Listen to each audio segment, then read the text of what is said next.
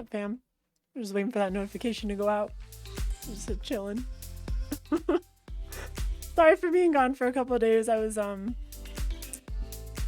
I was sick. Well, cause I'm not sure what it was. Like, cause I thought I already got over my COVID shot symptoms, but were you getting a tampon commercial?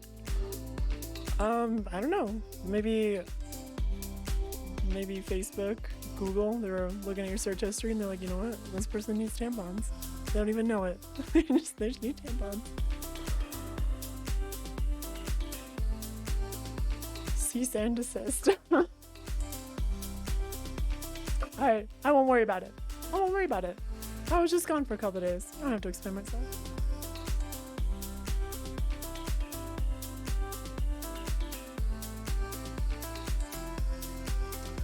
Tonight's gonna be probably super chill. I mean, usually it's pretty chill, but tonight's probably gonna be like extra chill because I just can't talk that well tonight. Well, I'll delve into it a little bit later, but but I might be a little bit more quiet, just focused on the game tonight. So it's so cute though. We're just like curating this little community right here on Twitch. I haven't been able to do this in a long time.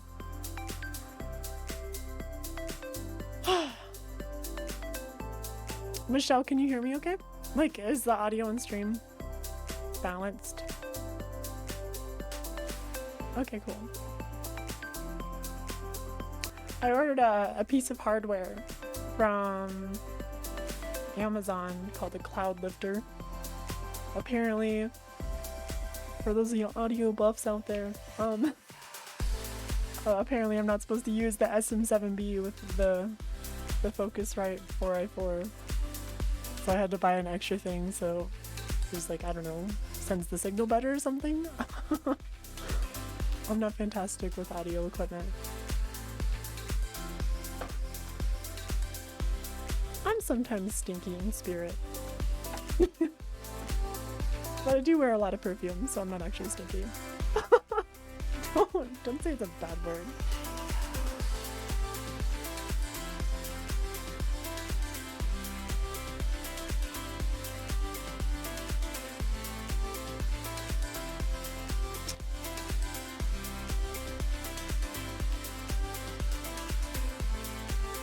Oh, wow!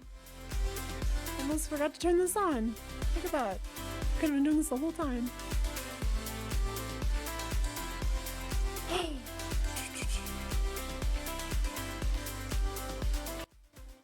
So I think tonight we're probably just gonna stick to the chill games, like Parkitect and whatnot. I don't know if I can do the competitive stuff tonight.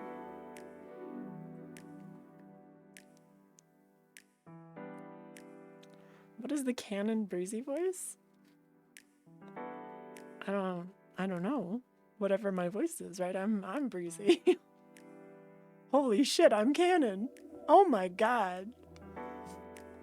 Michelle, you can unmute now.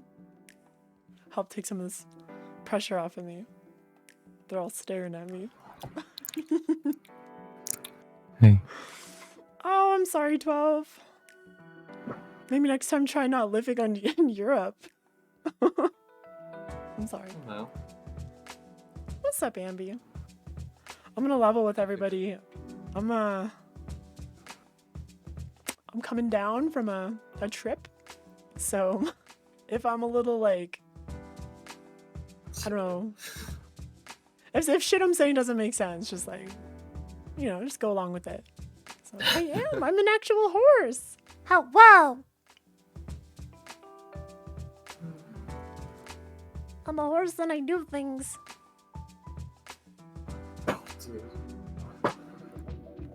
Crazy beaties. Or pay attention to prom? Like, are you at your prom? You should probably go back to prom. No, dude, fuck prom. Prom's Okay, fuck prom. Jesus.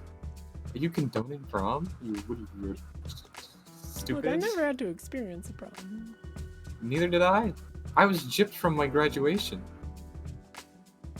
Fair. Class of 2020, my dick. I've never done heroin in my life. What are you on about? Oh my gosh. What's up, Moppy? Thank you. She makes it straight. Ugh. Yeah, Brian, see, that was why I didn't want to do it. I was like, no, thank you. This does not sound my speed. 20 anuses. Yeah! I like that guy. It's 20 anuses. Yeah, he's pogging. We were watching this shit about, the Joshes earlier. That shit had me crying. I was literally, like, sobbing. Dude, you laughed harder than I've ever heard you laugh. Like, you were wheezing. It was nuts. It was so cute. There's just, like, some dude, just some fucking nerds, like, yo, who's the real Josh, though? You might have wondered why I've gathered you here today. Because we all have the same Oh, name. Christ. Because we're going to fight over the name. And then they fought over the name. And then the kid won. I was, like, crying. Like, this fucking 7-year-old, 8-year-old, he fucking won. He's the only Josh. All those other Joshes that showed up have to legally change their names from Josh. I was literally crying. I was like, I cannot describe how many tears were coming from my eyes just looking at this little kid win. I was like, oh my god, the kid won. He's the real Josh. They didn't legally yet, but they're gonna have to. They have to. That was the rules when the group chat got made. Was that the winner stays Josh, and the rest have to change their names from Josh. There's a lot of court hearings pretty soon. Yeah, dude. Everyone's gonna be like, wow, these guys. I was a trans person myself. I'm well versed with that process. Poor Josh. It sucks. And also Josh. It sucks balls. Oh, I'm excited to not have to do it. Oh fuck! I should probably. Oh shit. All you youngins got it easy now. I had to go through a whole process. I had to go through the whole enchilada, as they say. Dude, if I do it in Oregon, I still have to put my name in a paper and like shit like that. What's up, Nibs? I see you over on YouTube. Is this your first time coming to the Twitch stream? What's up, Butts McGee? Yo, they my like favorite my tweets. name. I think that's the same person. They like him. Thanks, Thunderstorm. What's up, 12?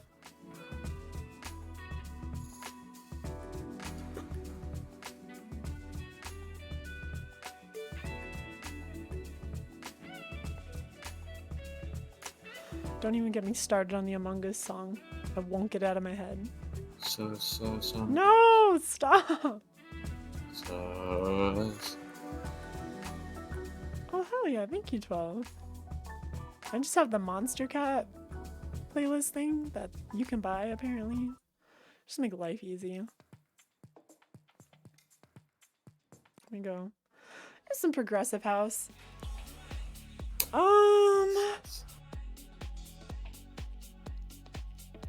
Yeah, I was processing a lot of emotions today.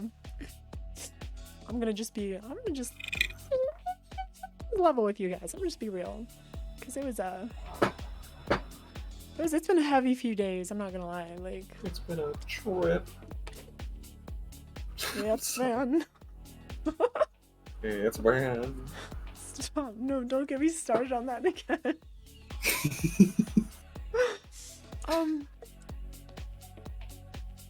Yeah, so for a few days there, dude, I was just like, I felt sick and I was just fucking miserable. I'm like, because I'm trying to figure out how I'm gonna do school because of this breakup that I just went through, and I moved out of the house, and it's such a fucking depressing. I don't even want to. Except if I tell it, it's gonna make you depressed. I don't even want to make you guys depressed. The bottom line is that it's a fucked up situation, so I've just been like, man, I'm just trying to breathe deep and like get ready to take it on, but fuck, odds are I'm probably just gonna have to live alone, which is a horrifying prospect to me, but I really, like, education is number one to me right now. It's my top priority. And it's just, yeah. I'll put up with the pain for education, but I'm not gonna like it. It's so fucking hard though. It's hard to find roommates, man. Especially like ones that you trust, because there's so many fucking sketchy people out there. And I don't want to make myself vulnerable around sketchy people. I'm already like sensitive as hell. Like I'm way too influenced by shit that I shouldn't be. Yeah. I have this titan of a channel. I have like 1 million subscribers almost. We still haven't gotten there. But I have this fucking epic channel and I'm too afraid to touch it now. It has outgrown me. I'm just like, ugh. Everything I do on it is going to be disappointing. I can't touch it. Which I know is bullshit. Like I should just jump back into it and be myself and it'll be fine. But it's taller than me. It outgrew me. It's my child. Goodbye, channel. No, dude, I leave it just sitting because I'm always too afraid. Like, there's so much, like, just trauma tied to it. And it's really, that's one of the reasons why I tripped today, because I'm trying to process my own emotions. I don't know how to process emotion anymore. Because, like, when you grow up young and, like, we'll use the word, fuck it. I was famous. Let's not kid anybody. I wasn't the most famous, but I was famous. And when you grow up young in that position, like, it's just so freakishly isolating, and it detaches you from, like, what your reward system for things should be. So, like, some people feel a lot of reward for, like, you know, small achievements or baby steps. But for me, it started to become like, this video didn't get 1 million views. Fuck me. I'm a piece of shit. And so I just stopped. I couldn't approach it because it was like, if I couldn't appreciate the little steps, you know, then there was no point in it. And obviously your audience is always just gonna want more. They're gonna want bigger and better because that's just how the consumer is. They don't, like, you're providing a service for most people. And then you get, you know, the gems who recognize, and they're like, oh my gosh, this is an actual human being behind. I don't know what a human being is, but there's an actual living sapient being behind the microphone. I hope she's okay. But most people are just like, they don't give a fuck. They're like, oh, funny Gmod running from things. So,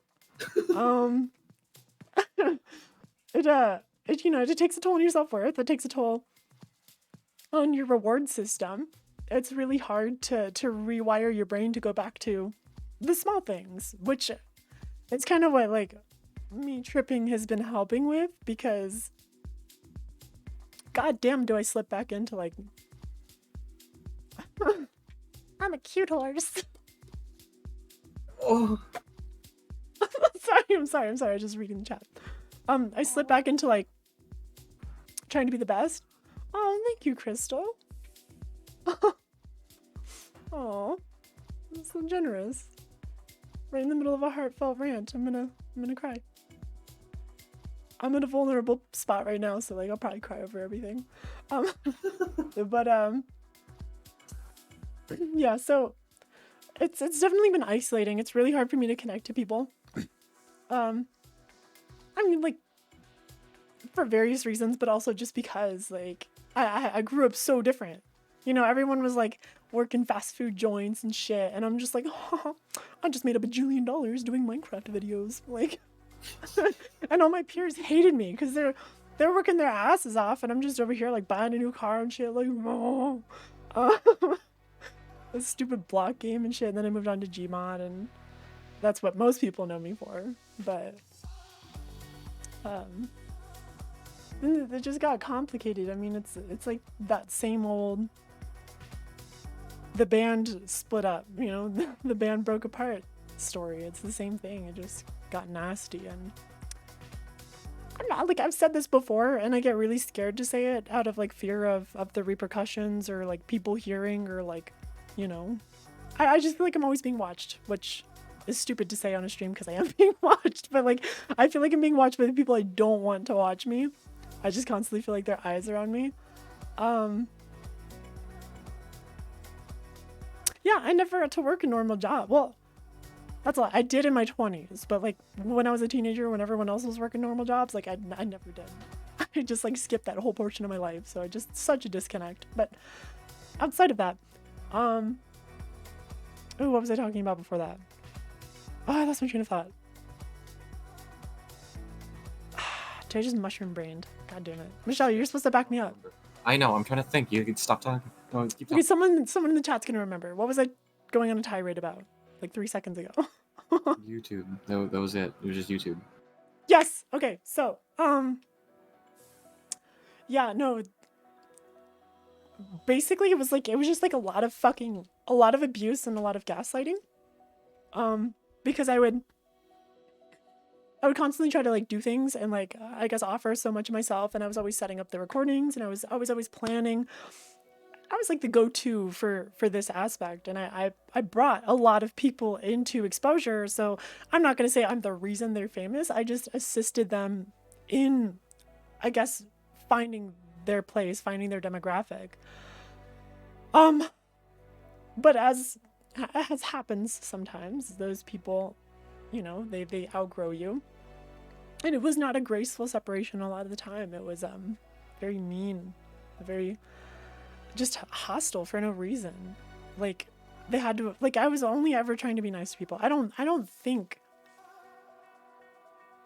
I was in my history, my entire fucking history, I've never tried to be like blatantly mean to someone. That's just, it's not in my blood. Like, and I think in some ways it's really a weakness for me, because if I could just be more assertive and kind of a bitch, I could probably go a lot farther. But yes. But I can't. I forgive people when I shouldn't. I offer way too much of myself, and these people, they took advantage of it. And so a lot of this old crew that most of you guys know, I guess after my breakup with Robin, things just got like, you know, messy as they do with breakups, and I try to do my best to not draw people towards my side, because like I'm not trying to make this about sides, but the objectivity of the thing, this whole thing is that after the mess had settled and I had kind of recognized the dynamic that this was going to be post breakup, and then, you know, you can't really fault any real weird wonky behavior during a breakup just because it's a breakup. It's not going to be clean. It's not going to be the most perfect thing ever. But after that is when I was really starting to like endure like awful treatment. I get really scared using the word abuse. It was.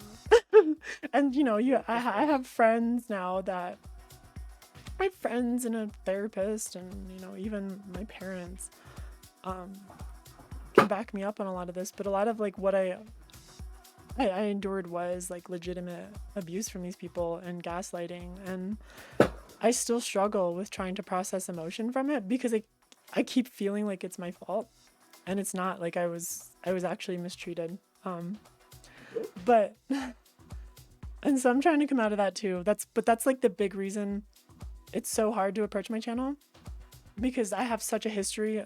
Like that channel's history is a lot of these people, and the fact that a lot of these people ended up being so miserable to me, or just, you know, ghosting me, gaslighting, etc., etc., it's really hard to reapproach that atmosphere and have people be like, where's this person? I love this person. Because you're just like, you're there behind the scenes like, fuck. this person fucked me. This person was so awful. Like, what do I do? How do I tell them this person was just so abusive? So that's been my struggle with my channel so far.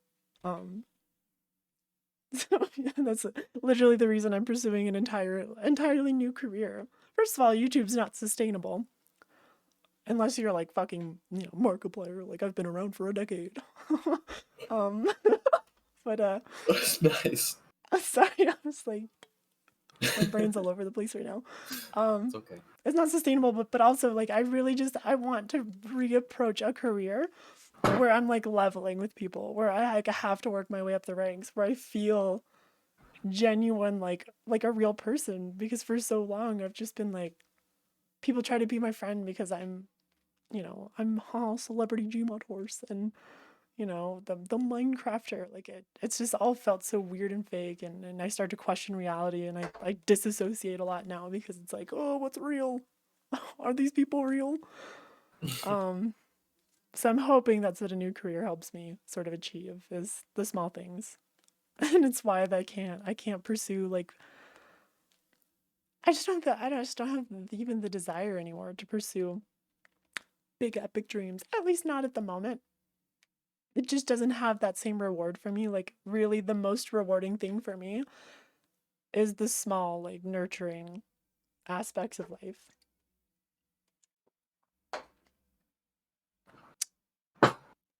And like a lot of times like I know you probably hear it all the fucking time, you know, like from the news and shit. Everyone's like, oh, social media is so bad for kids, and you know, bad for you. You should take like mental health breaks, but we don't, because like what else is there to do right now? The world's fucking shit. Like literally all I have to do with my day is like I could either work, which I've been doing for a year with like zero reward, or I can go online and I can try to get some people that like I kind of respect and admire to like my tweet. So that's what I've been doing. That's all I've been doing. And it's just like, it makes you feel so isolated because you're like, yes, they liked my tweet. No. What now? I could have been studying. It's okay. We like, I feel like so many of us are just stuck in that right now. Like we just try to like make ourselves feel like a part of something or like fit in. And it's just so isolating. It's so fucked. I'm sorry. That's why I'm so drawn to VR right now, because I just feel things.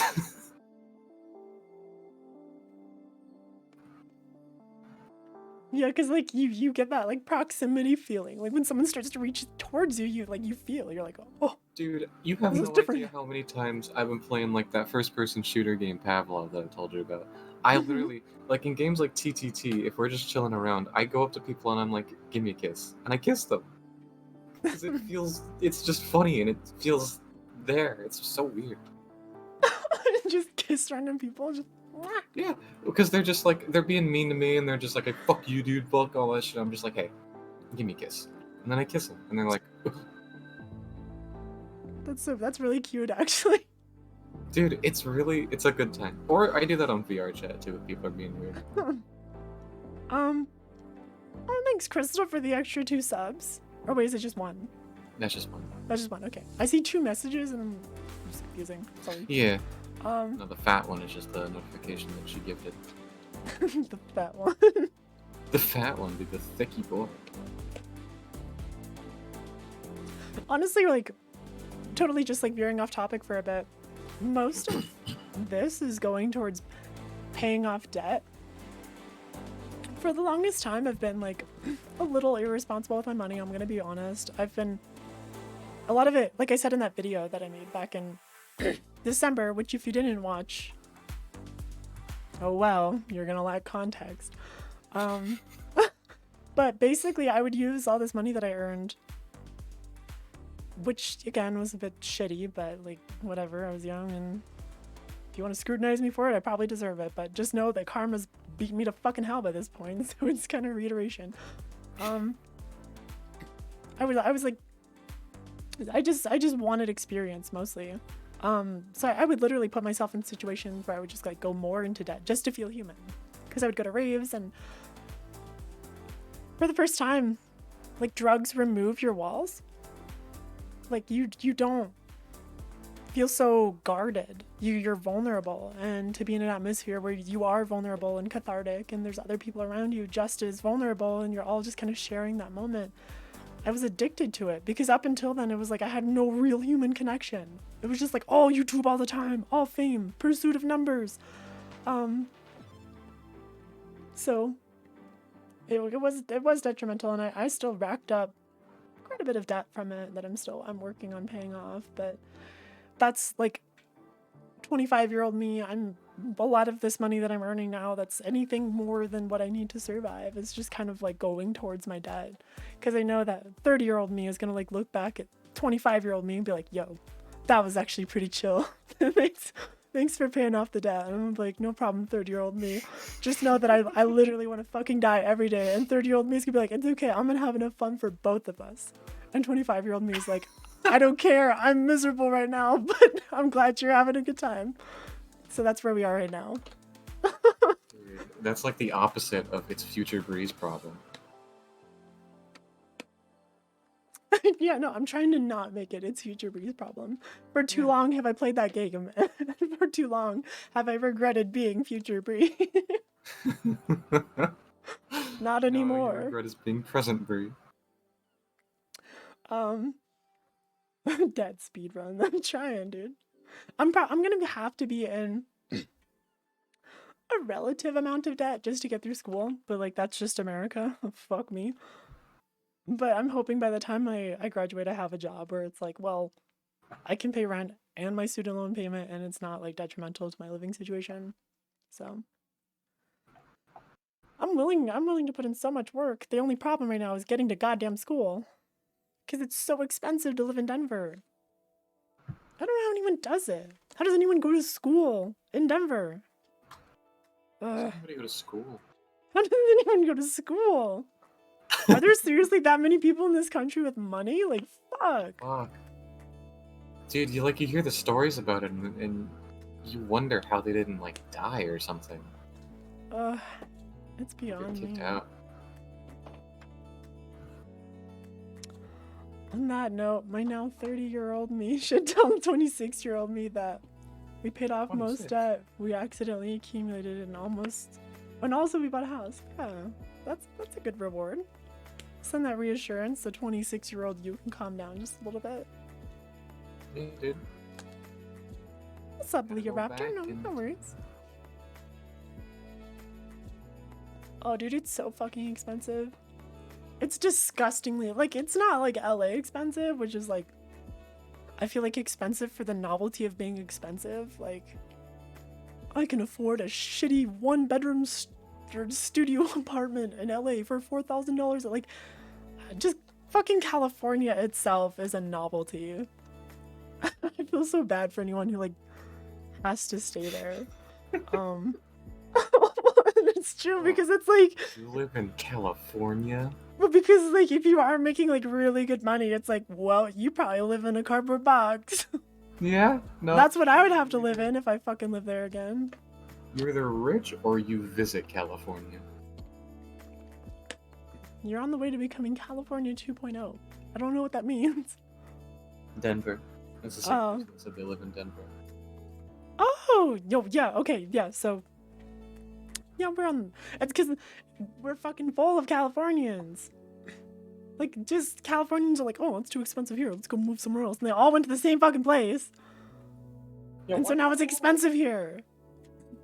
I don't know, word got out that it was like cool or something, and they're like, yeah. They legalized weed, and now it's legal in like a bajillion states, but like, for whatever reason, we just think it's still only legal there, so let's move there. Like, bro, weed is not that cool.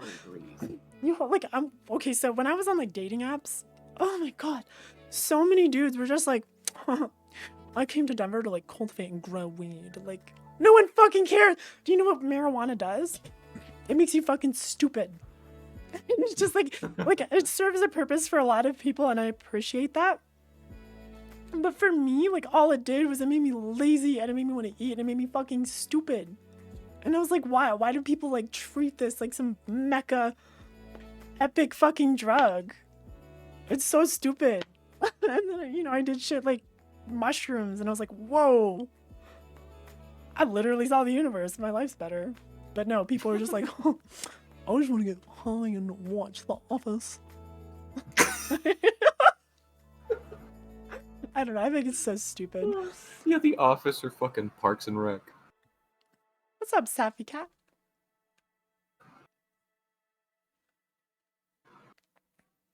Where the fuck did you see that? Oh, that's just an... Wait, I saw a message. Yeah, my eyes skimmed over that. Motherfuckers be out here blowing their whole checks on a little bag of weed.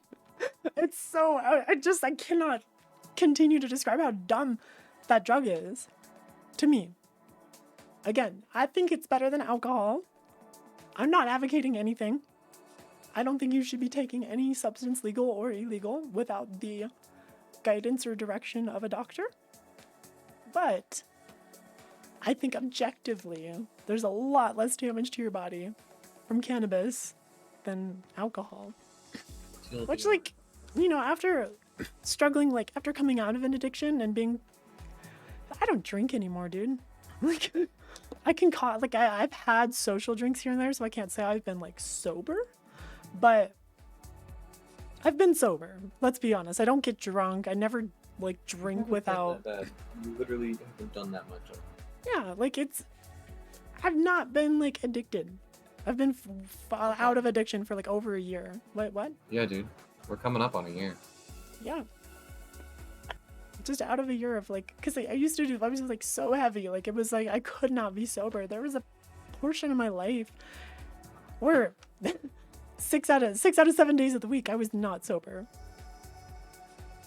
And it's just because, again, I didn't really know how to cope with my emotions, and I just had no idea. Like, it was a mix of, like, you know, I guess genetic dependency for chemicals, but also the 7th day was sleeping. But also, you know, just, this is like a mix of reasons. There's always a mix of a lot of different reasons, I feel like, for addiction, but... 1,000 biddies. Oh my gosh! That's Thank you, like Safi. $5, I think. I think drinking can be fun, but I fucking hate alcohol now, dude. I can't. It makes me sick, it makes me panic. It makes me anxious. I cannot drink alcohol. I cannot smoke weed. I cannot drink alcohol. I feel like the only 2 things in the world that I can, like, ever, like, safely do and appreciate doing, which, again, this is for educational purposes. I don't condone anything. Is I can do MDMA and I can do mushrooms, and only strictly for the life improving qualities. I don't do it because I'm, like, trying to cope, or I'm, like, you know, just trying to drown myself in shit and hide from the world. I do it because there are studies into how it can improve your life, and I try to take it very seriously and use it as a tool, not a solution.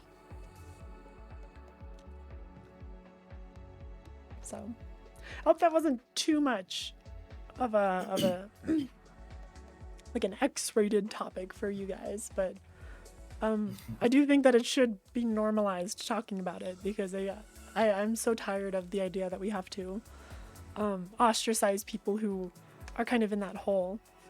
Like, some people just really, like, they get caught up in it, you know, like I did. I didn't know what I was doing. I had no idea what I was slipping into.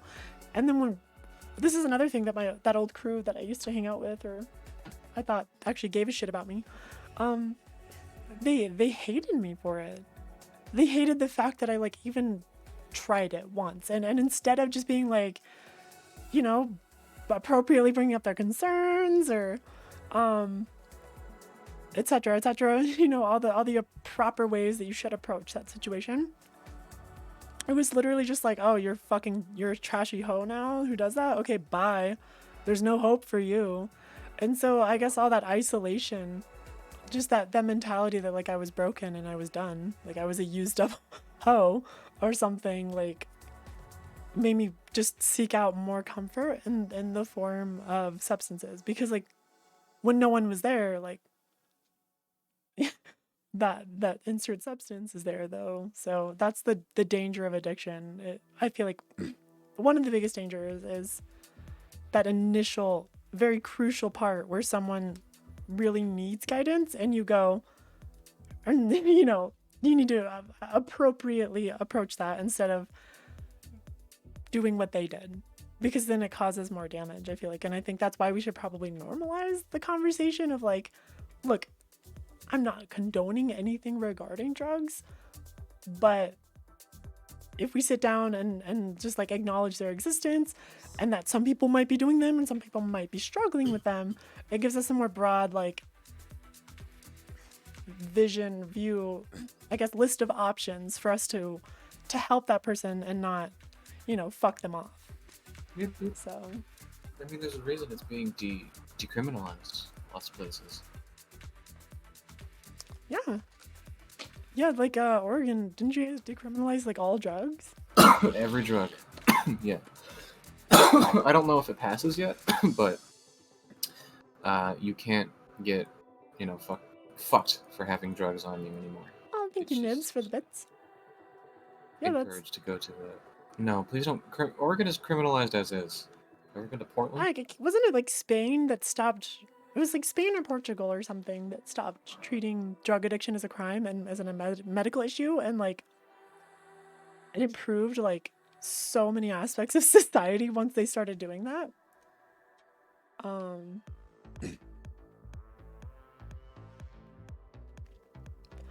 Yeah. So I think honestly, and then like some people from my past, they tried to bring it up as like a guilt trip. Like even recently, they were trying to like, well, she got caught up in addiction. Like, I'm sorry. Like it was my thing. I wasn't like, I understand it could have hurt other people around me, etc., etc. But like, I'm getting better. I'm tangibly better. I'm fucking sober.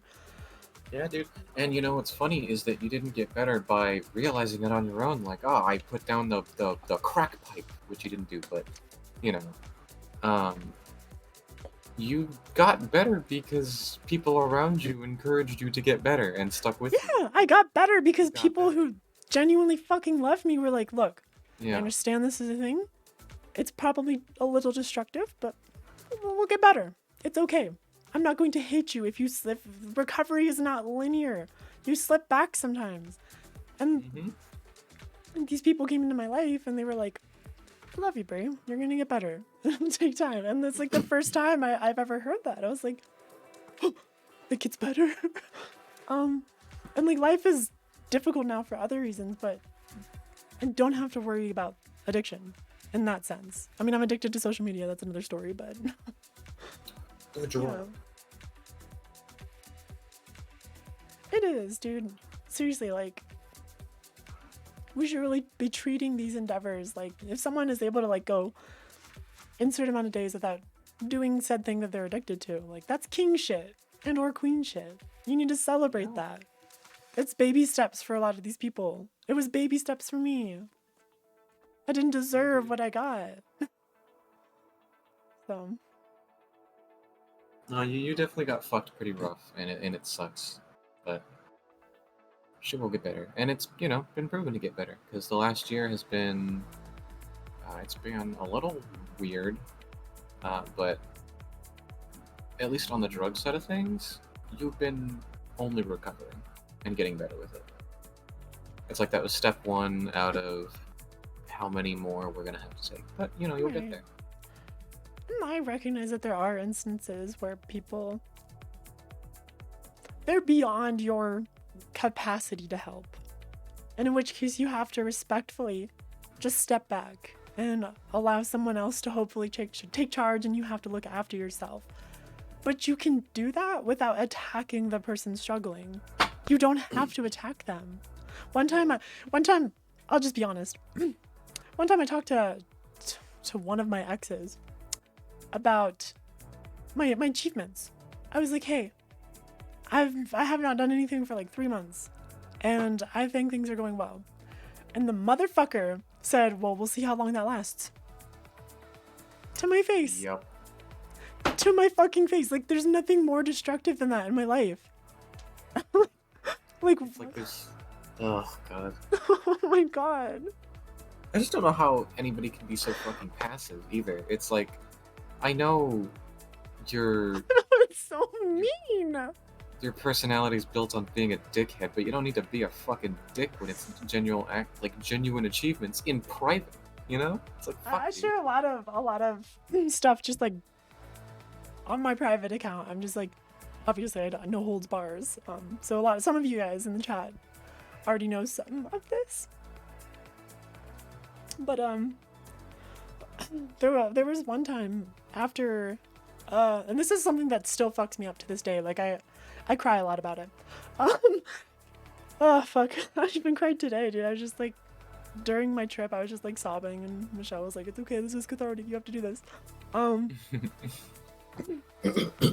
But after we made that last Bree Corp, and I did my voice acting for my part, you know, where I was like yelling, I was like, "Zach, get down here!" And like, you know, I had that airy yell, and I thought it was hilarious. I was like, "Ooh, this is like a new yell that I haven't really done on mic before. It sounds kind of like guttural and weird, and like, I know my voice is a little different because I had surgery, but like, maybe I can use that to my advantage. Let's get weird with it."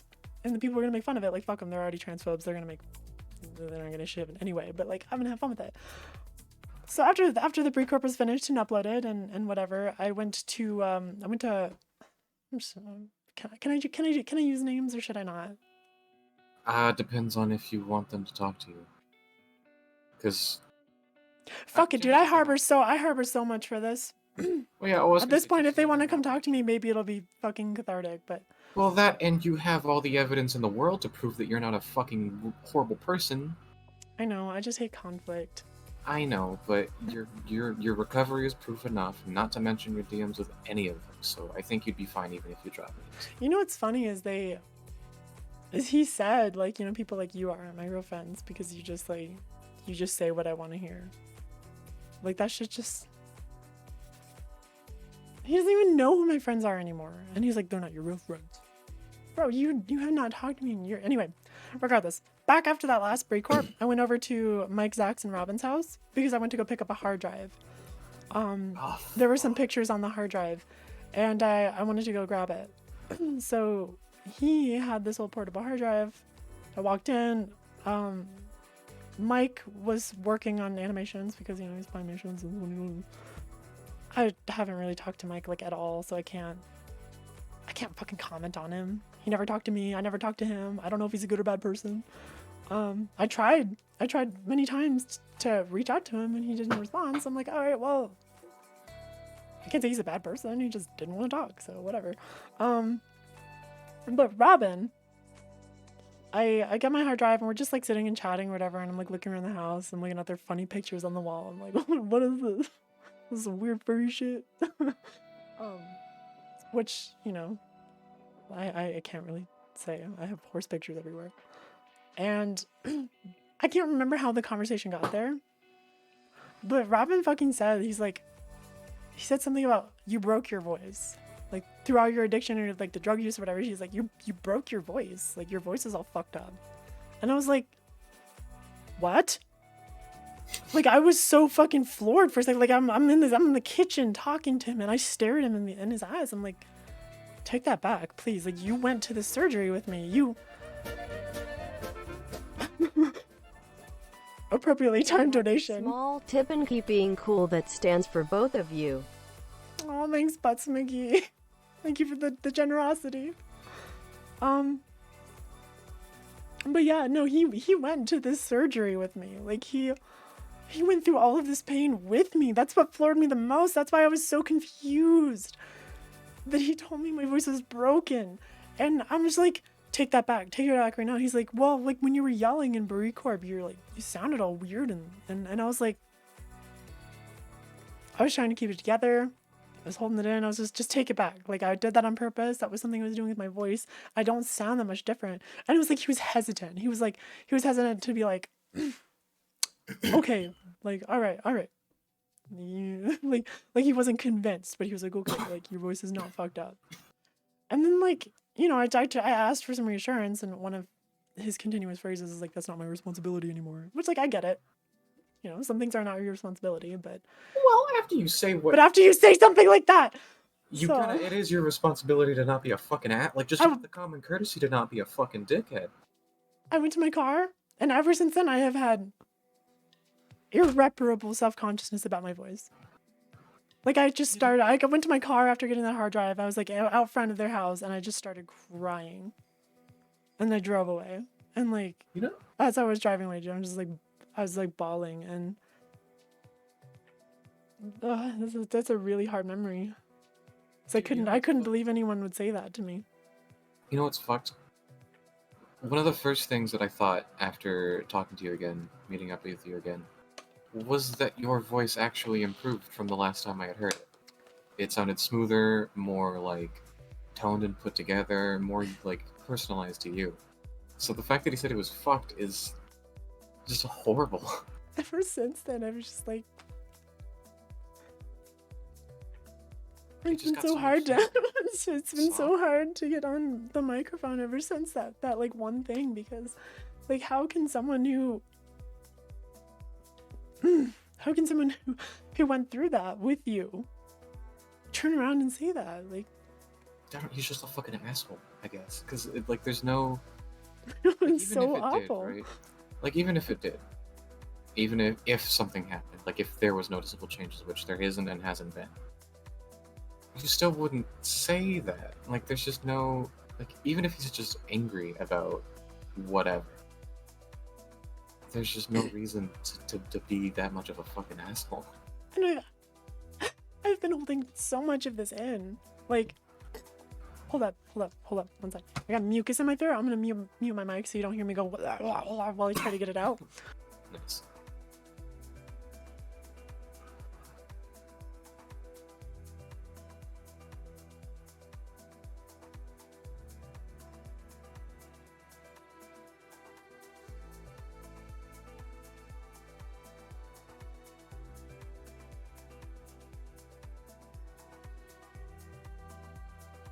Okay, sorry about that.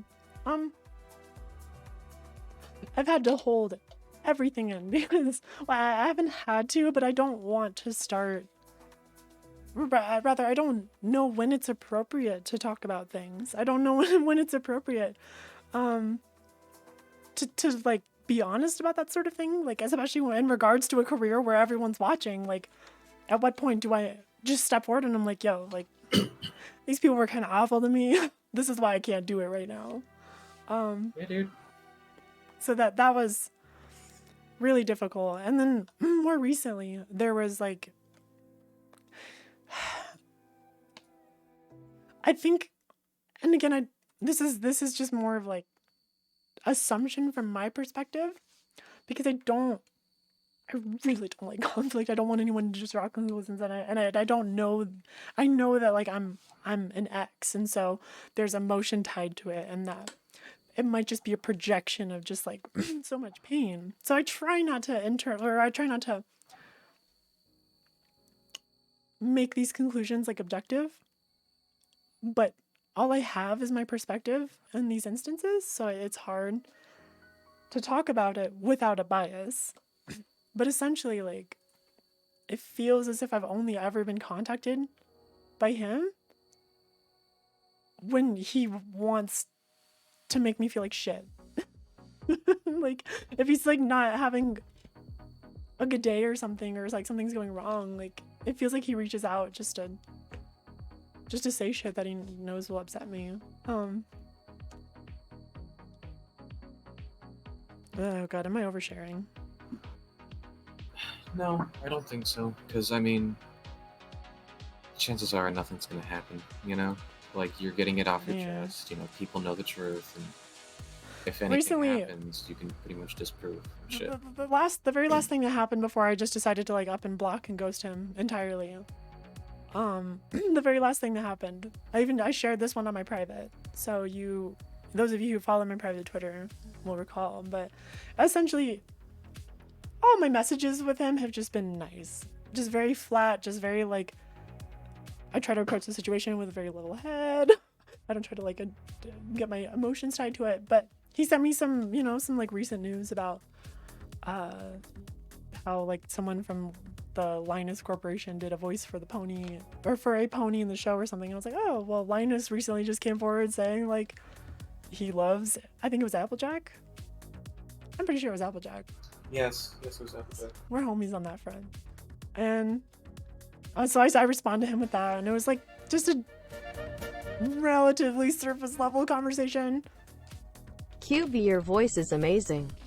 You were trying VA work for your own stuff, only you have the power to be yourself, hun.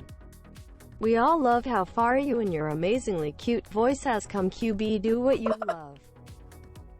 Thank you, Allie. That's adorable.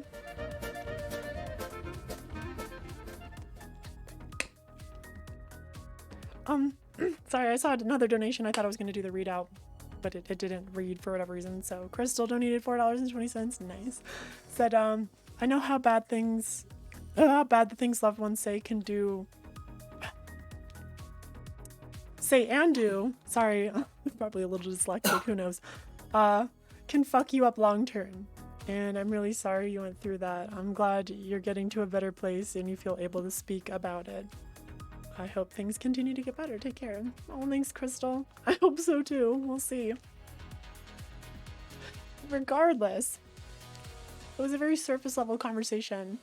And he's like, oh, I'm excited for this new season. And I was like, eh. And he's like, like, sorry, I'm like really scared right now. You're okay. I'm just like, I don't. Ugh. It'll be okay. If you don't want to share it, you don't have to share it, but you're more than allowed to. Robin, if you're seeing this, I love you, dude, but you fucked me up a little bit. But yeah, no. Yeah, I said, and he was like, oh, kiss my ass, it's gonna be great. Don't be a fucking purist on me. And I was like, I associate a popping fandom with transphobia and hate, which I did actually describe in my last video, my most recent video, which I uploaded in like December. I described how the fandom at its height was like very transphobic, very like, it was okay to be transphobic. I went to like the head of conventions and I was like, hey, this person's like legitimately tweeting about being violent to LGBT people. Maybe don't have them at your event. And they were just like, thanks for the concern, but that's really only a concern if it happens during the event. And I was like, okay, cool, fuck the horse fandom. And then now, of course, they're just like, oh, well, damage control, if you're far right, you're not allowed at the conventions. Like, wow, you're like 6 years too late with that. Anyway, regardless, I said, to Robin, I was like, associate the popping fandom with transphobia and hate. So I don't know, I get worried. And he was like, oh, for God's sake. And I was like, I mean, it happened, and I'm reading this quote for quote, so. Whoops, I'm sharing a chat, sorry. I've only endured enough pain at this point. He's like, I was like, I mean, it happened in the past, it's just a reflex is all.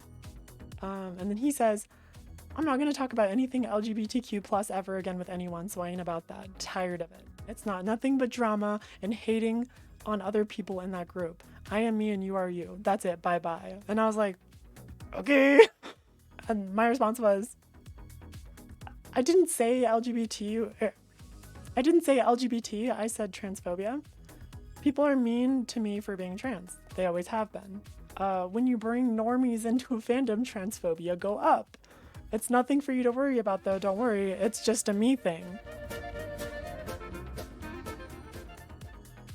Hey, I used to watch your YouTube videos when I was in middle school back in 201,415 and 201,415. It's been years and I am just recently seeing your stream and I wanted to say it.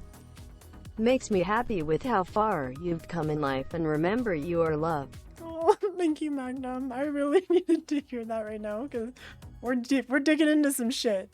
So thank you so much for that. But anyway, to reiterate, my response was, I didn't say LGBT, I said transphobia. People are mean to me for being trans. They always have been. When you bring normies into a fandom, transphobia go up. It's nothing for you to worry about though. Don't worry, it's just a me thing. He said, and being bi, people are constantly trying to erase me as being a fucking liar, so we both get that mad shit. And I was like, alright. Alright, dude. I'm just like, I just couldn't. I just like facepalmed. I'm like, yeah, dude, well, don't forget, like, it was like a week or two later, the tweet he made about the trans, the laws. Right. Yeah, and then later, okay, so what happened was later he tweeted about like, I don't know, Arkansas's trans laws, right? And he's like, fix your fucking state. Because they were literally directly assaulting, like, they're directly, I don't know if assaulting was right. Pretty much, they were removing the rights of trans youth. Of trans people. Not bi people, trans people. And like, that's what I was trying to get across. It was like, people have been extra mean to me because of the way I identify, not my fucking sexual orientation. But he put it on the same level, like, oh, and people, and I was like, dude, Well, that was kind of at the point where I realized, like, he doesn't keep me around because he cares. So I had to, that's it. I cut it off. And that's the biggest reason why I quit Twitter for like a few weeks there. Cause I was like, I had to cut that entire portion of my life off. Like I just had to like cut it off. I had to go on a vacation, just be a little crazy, just get it out of my system. Because on top of all of this, I end up dealing with a breakup as well. So it's just like, my mind has just been stuck in this like, this is fine. The fire scene, just this is fine. Just like the dog at the table. Stay positive, keep smiling, we'll get through it. You might only end up a lot fucked up, but we'll get through it. But yeah, no, this is that was like really hard. It was really hard for me because like I always kept these people around thinking like someday, right? Someday when I make the right decisions, they'll care again. Someday when I'm in a better situations, they'll actually talk to me. And it wasn't until I realized like when I have these new friends, these people who care about like actually just love me, that someone the donation sound. Breezy, I wanted to let you know I am sorry you had to deal with the stress and stupid people that were once in this fandom. I hope those are now out of the fandom and buried under the hooves of those that still trot on with love and care. Oh, thanks, Darknin Magic. I hope so too. It's honestly up to those of us remaining to curb it, right? Don't allow it to go by scot-free, you know, hold them accountable. And stop wasting time with the petty shit. Like, cancel culture does exist. People get so fucking bent about, like, bringing down the Titans. Like, there's actual disgusting shit going on behind the scenes. Focus on that. Don't focus on, like, trying to take down the Titans. Unless, of course, the Titans have done something legitimately terrible. But I do think cancel culture is a thing because I've literally had people come after it. Like, I have tried so hard to be such a good person. And not that I have been perfect, but I've never been, like, just outwardly awful. I've never been just, like, tried to just be so terrible to someone. And people are just like, well, Breezy, we should cancel her because she used to be addicted to alcohol. And she tried to offer me a drink once. Like, really? You think that's worth canceling? I'm sorry. People try to get you on is always the fucking, like, what they perceive as thoughtlessness from you, or, like, trying to get them involved in shit like the raves or whatever. People will always think that they're closer to you than they actually are, or they want to be, and so they perceive themselves as closer. So when you do shit like, you know, normal things because you're not always super close to people, they'll be like, she fucking hates me and I fucking hate her. So they'll like nitpick shit to peg you on. It's disgusting. The reason I say that cancel culture does exist is because when you have petty personal disputes, people will try to bring other people down for things that are just genuine, actual fucking error. Like, when something between, like, and I'm not gonna name these people because it doesn't even matter. But like between these people who tried to like cancel me, it was just like personal stuff that could have just been like talked about. There's just genuine like overgrowing and maturing. I'm literally like in my fucking 20s, dude. Like, I'm not like a 30-year-old trying to chow with some 15-year-old like on the internet. Like, you've been seeing, like, those are the people you should go after. What I like, the things that I did were just genuine growing, and people are just like, well, let's ruin her life for it. Like, I tried to offer someone drinks, and apparently that's pure pressure at a concert, right? And suddenly, like, oh, cancel her. She tried to offer me alcohol at a concert. Like, fuck. She did drugs back when I knew 2 years ago. Fuck her. I'm not into alcohol, and she tried to give me a drink. Like, do you know how many fucking times I've been in a work environment where someone's just like, yo, you wanna hit this joint out back? Like, bro, we're operating machinery. What? I'm not gonna cancel their fucking life for that. But the fact I was like, you know, just a little drunk and just feeling generous, like, hey, you want some of this? Like, no, okay. Like, let's cancel her for it. Ah, fuck. Yeah, or pegging you on shit that you already resolved with them. Yeah. Exactly. And then they bring it back up. Like, I know we resolved this and I've apologized for it for like 3 times, but it's still a thing in my mind. Like, then get a fucking therapist. I'm sorry that it's still, what can I do at this point? I cannot solve your issue. I obviously cannot solve it for you because we have brought it up multiple times. We have exchanged apologies. We have put it to rest. And if it comes back up, you need a fucking therapist. Yeah, I'm sorry. I remember I'm like extensively.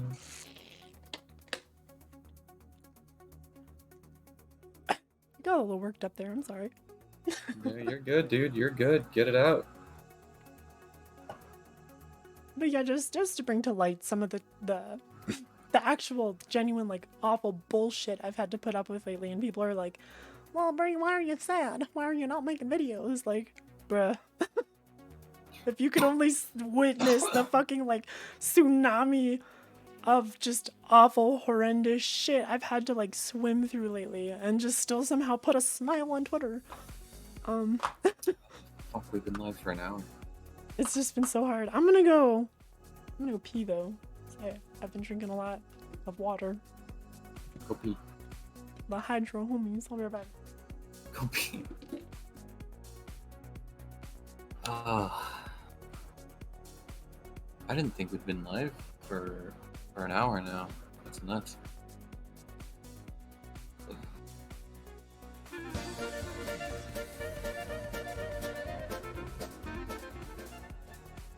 I hope those that still have hate in their hearts in this now much relaxed fandom either learn and live to be better or get out. As someone who still cares for others, I hope you find those that make you happy and love you for you.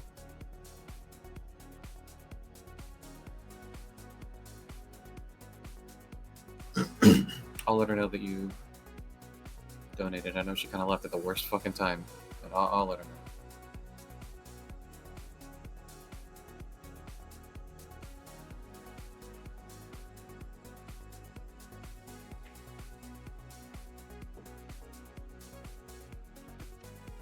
That's a little depressing, Elliot. Oh, wow. Hey, you got a dono. Oh, I got a donation.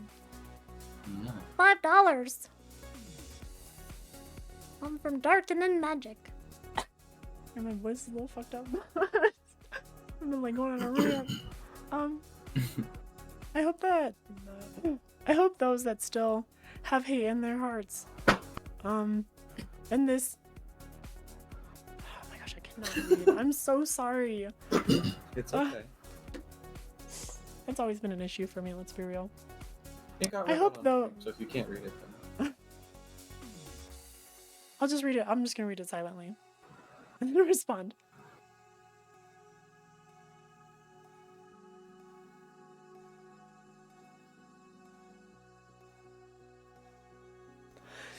That's the honestly the mentality that we need. So just keep carrying that. That'll take us pretty far. That'll take you pretty far. Everyone you're around, it'll encourage the good.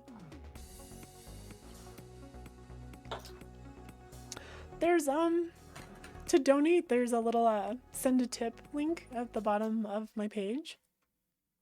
I don't know why the music stops working randomly. An unexpected error has occurred. That's true. I don't know if you can donate through mobile.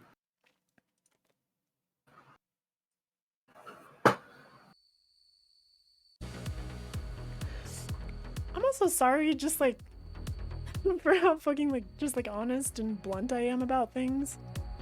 Maybe I don't really. It's hard to know when to have a filter online anymore, and I try to, I guess, share enough of myself to make it.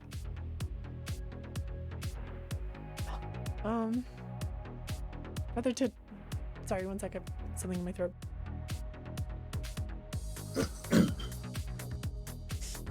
It's like an art, figuring out how much is like appropriate to share to like build a bond, but also, you know, holding back enough. I feel like the stuff that I went through with all those old people, or those people from my past, is stuff just that I've introvert and needed to come out for a while, and I was just like way too afraid to say anything because it's like people get suspicious. They're like, what's the one common denominator in all of this? And it's that they've all dropped me, so it has to be me, right? I have to have had done something wrong, and that was the hardest part for me to like cope with too, because I kept trying to figure out what it was. And after hundreds and hundreds and hundreds of dollars of therapy,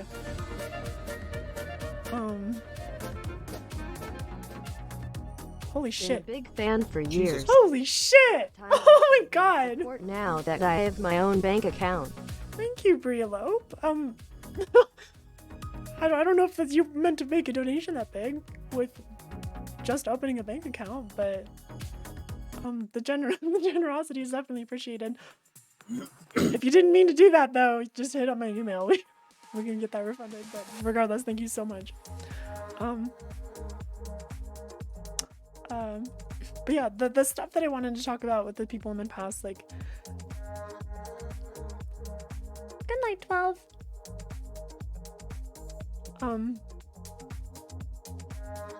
I've just kept it in.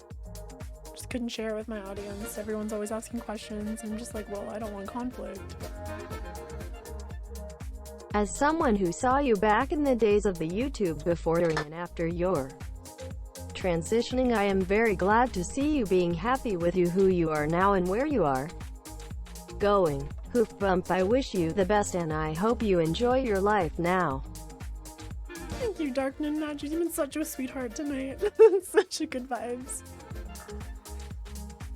Let me get $2.40 from Nardi. Says, here you go. Sorry I'm broke. Nardi, don't even trip. You donated. That's like the generous. That's just like the most generous thing you can do for someone in my position. So thank you.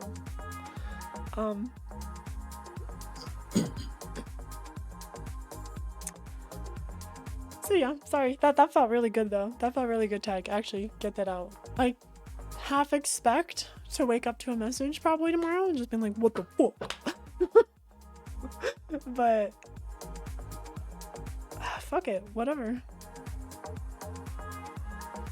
Dude, I mean, you didn't even like reveal that much. All you did was get trauma off your chest, which can pretty easily be proven to... Like, seriously, imagine you go through a surgery, you get your throat cut open, and you have to heal. You don't talk for a fucking month. You don't talk. You have to like draw, like type your messages on the phone. You go to a restaurant, you have to hold up a fucking whiteboard so that they know what you want to eat. You have to like play mute for a month, and then after all of that recovery, you sound, for like the first few months, you sound like a fucking monster.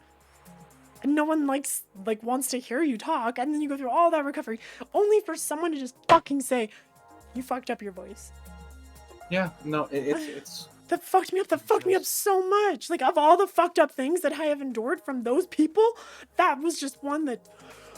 like, I still, like, I have nightmares about that shit, dude. I will, like, listen to my videos now. I go back and I watch all my old videos. I'm like, fuck. My voice is awful. And it's not bad. It's really not. It's very pretty. It's very pretty. It's very soft. It's very smooth. It's very nice. He's just a fucking asshole. Because that's what he's best at doing. He's only ever been best at being a dick, and he knows that. I'm not gonna comment. Actually, genuinely. I'm not gonna comment. I'm not gonna comment on that, like, live, but... Don't. I'm just speaking my mind. You're not the one saying it, I am. He's only ever been good at being an asshole. And if he really wasn't, he wouldn't have said that to your face and then hesitated to be like, no, I didn't mean that. He's just a fucking angry person, and it sucks. You don't have to take a stance on that. That's just how I feel. And if he has a problem with that, then he has a problem with that. He doesn't know who I am.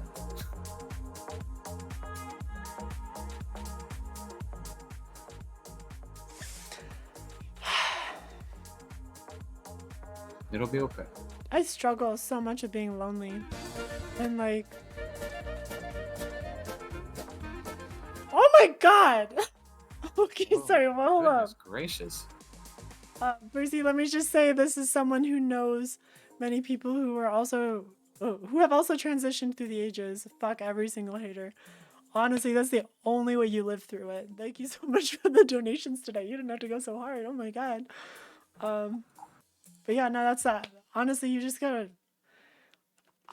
Well, can we fuck off the phrase "hold your chin up high" or however you say it? Keep your chin up. Keep your chin up. Fuck that phrase. It's so difficult to keep your chin. You can't just wake up and keep your chin up. You know what you have to do is you have to turn that anger into spite. You gotta punch a pillow. You gotta scream into your fucking pillow in the morning.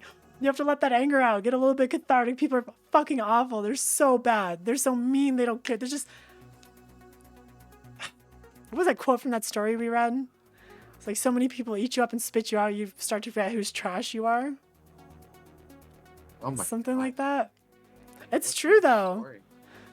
So, and that was the one where.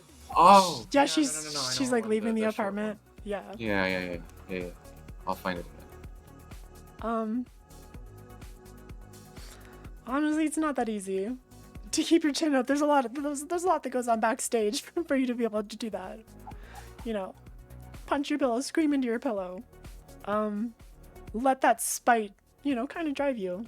Obviously, don't live in spite. Like, get help. But, for me, like, I love sometimes the motivation that I get from, like, doing things out of spite for, like, what other people said, or, like, just to prove, not that I have to prove myself to them, but just, like, you know what, fuck it, like, they said that, and I'm kind of curious if I can do that anyway, so I'll just do it. But yeah, no, like, fuck the haters is easier said than done, but once you learn how to do it, fuck the haters. Especially if you're sensitive, dude. I don't know, maybe if it's super easy for sociopaths or, like, Gen Zs that just, like, have only ever had social media, maybe you guys are better at navigating it, but I'm a dumb, sensitive bitch, so when people are like, nah, your voice sucks, I'm just like, well, there goes my day. Well, dude, it's not like you're a cis woman with, like, a voice, right? It's not like you didn't go through surgery to get the voice that you have. You have circumstances that you shouldn't say to somebody under those circumstances, and they got said to you, so of course it'll fuck with you. It just makes sense. Hear more. I've actually had a bank account open last year, LMFAO. So bad it for a while and got plenty of monies. Closing square bracket. Oh my gosh, Breelope. What is it like these huge donations tonight? I Thank you, remember Breelope. seeing you at Disneyland, and it was during Phantasmic. Just seeing you that day made me forget the struggle of work, cause you inspire me to be myself. Seriously? Were you a cast member? Did you just see me? Fuck, dude, I remember going to those Disneyland trips. Those are the only times where I just was just so happy and content with life, was just being at Disneyland, because it was everyone there was like happy. And cast member, oh my god, did I talk to you? Were you the one that like sat us down for Phantasmic? Oh my god, wait, did you know Jordan? Oh my god. Oh, that's crazy. Oh my gosh.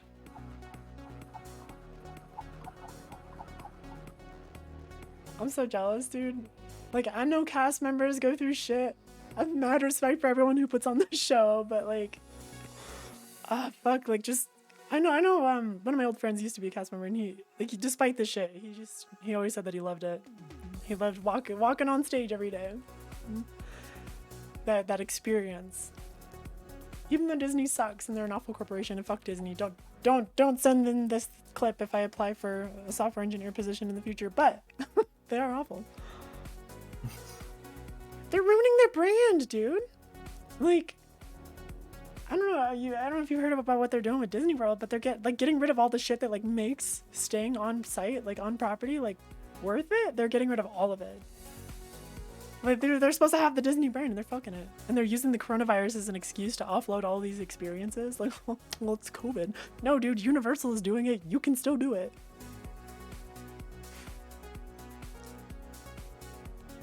Are you still a cast member? Like, Did you get laid off or like furloughed, or did you just quit and you don't want to go back? Sorry if I'm prying too much. Feel free to share however much you want. Don't feel any pressure to answer anything.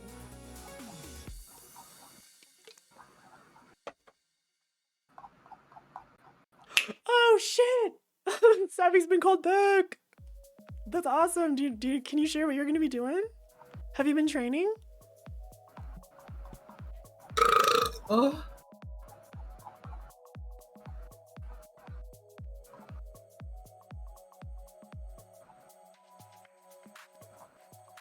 Oh hell yeah, Winnie and the Pooh!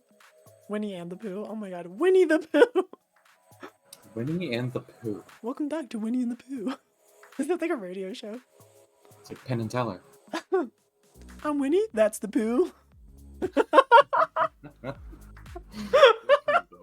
Pooh. Oh fuck. What's up, Brad? That's dope. I've always like... Don't tell my parents this. I've always wanted to like trip and ride Winnie the Pooh because it's like legitimately a horrifying attraction. But like, also I'm just like curious to see how traumatized I would be if I was like riding it while tripping.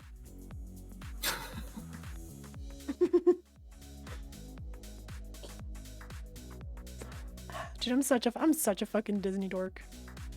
I'd spend every day there. That's what we used to do. We lived in California for like 6 months, 7 months back in 2016.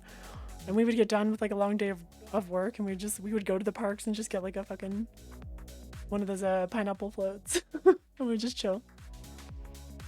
Fuck, that sounds awesome. Jesus Christ. Love messing with the riders. How many people have that idea? How many people like get high and are just like, let's go ride Winnie the Pooh? Because like, obviously I've had that idea. It can't be that unique.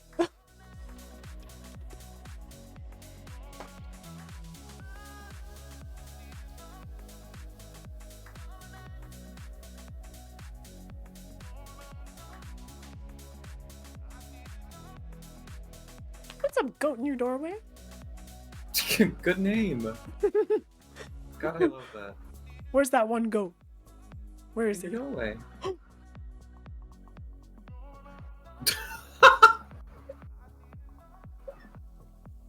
They can't hear it. They can't hear me. Fuck up my mushrooms.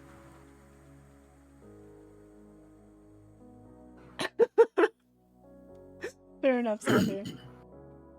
Oh man, like my dream right now is to get an internship as a software engineer for the parks. I think they only do it in Florida right now, but like you work back end on like apps and shit, and like, oh my god, that sounds so fun.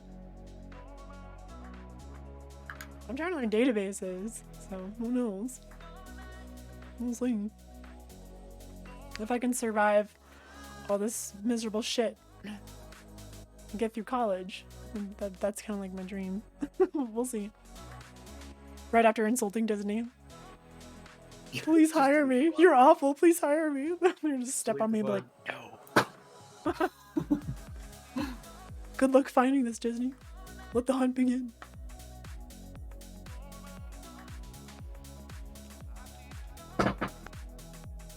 Oh hell yeah, storyboard artist. I've heard that's like a better job than like proper animator because it's like a lot less stress. And I hear like Imagineering is like difficult because you don't really have that much creative freedom. Oh, what's your favorite Disney movies, Bree? Oh, my favorite Disney movies. I love Tangled. I'm sorry, I know it's one of the 3D ones, and it's one of the ones they took a jab at Pixar with. They were like, "Whoa, Pixar, I'm stab you in the bag." They made Tangled. Why did it get French? I don't know. But I love it. I love Tangled. I really like Frozen. It's not my favorite. It's not my favorite. But the Frozen ride at Epcot, mwah, so perfect. So perfect. Meaty kiss. Ratatouille is another favorite. And that's a Pixar one. I love Ratatouille. I can watch that movie over and over again. The Incredibles. The first Incredibles. The second one is bullshit. Don't even make me rant about the second Incredibles. But the first one, Oh god. perfection. And You like Treasure Planet. Yes, yeah, thank you. There you go. Sip the same brain. Treasure Planet. Oh my fucking god, I love that movie. I think that has to be my favorite. That has to be my favorite. really good. Movie, Treasure Planet. I still haven't seen it. Can we watch it at some point? Yeah, we can watch it. Oh fuck. I didn't like Coco that much. I can appreciate it. It was a gorgeous movie. So much talent. Didn't like it that much. Just didn't vibe with it. It didn't give me that feel good. Oh, Treasure Planet was so fucking good. Hercules is good. Oh, and then Princess and the Frog. I totally forgot about that one. Okay, it's a toss-up between Treasure Planet and Princess and the Frog. Those are my two.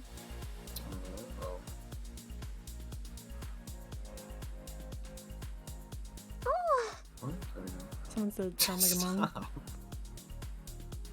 Oh my god, I fucking love Facilier when he comes out in the parks. I don't know, I just love the character, the way they play it. God damn. Because I saw Tiana once and I was like, meh. Like, she's just a Disney princess, okay. But then I like went over to Facilier and I was like, dude, this is a whole ass experience. This is the talent. I know, dude, so many fucking Disney purists were like, oh, like, I don't want them to touch Splash Mountain. It was different times. It's an OG. I'm like, dude, I'm all for this Princess and the Frog, like, overlay. I was mad. I was so fucking mad when they touched Tower of Terror in DCA. Because I personally liked the California Tower of Terror more than the Florida one. Because the Florida one is, like, slow. The pacing is awful.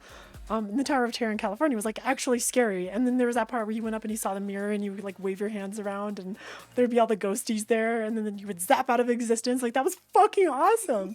But, like, then they replaced it with Guardians of the Galaxy, which I don't give a fuck about. I don't fucking care about Guardians of the fucking Galaxy. Like, and it's just so gimmicky. It's like, oh, let's play a, you know, licensed song while we bounce up and down. Just a shitty fucking 3D screen effect. Like, no one gives a fuck about that ride. If you care about that ride, you've been brainwashed. Because Tower of Terror was the OG. But I am legitimately excited for the Splash Mountain overlay. Like, that is going to be fucking awesome. Yeah, you're not getting a job at Disney. And I don't care that they replaced Bugs Land with the Marvel Complex. Like, that's fine, whatever. Like, it's Bugs Life Land was shitty. Like, no one liked it, so put whatever you want there. But replacing the Tower of Terror, well, I will never forgive that. That one fucked me up. And plus, like, the new tower is such an eyesore. It's just like a bunch of scrap metal on a tower. Like, who looked at that design and was like, yes, we should see that in the skyline of Orange County. We only watched the ride itself, but I don't think I've ever seen the exterior. Actually, I don't. Can I get? I probably fuck. It's probably like a DMCA thing.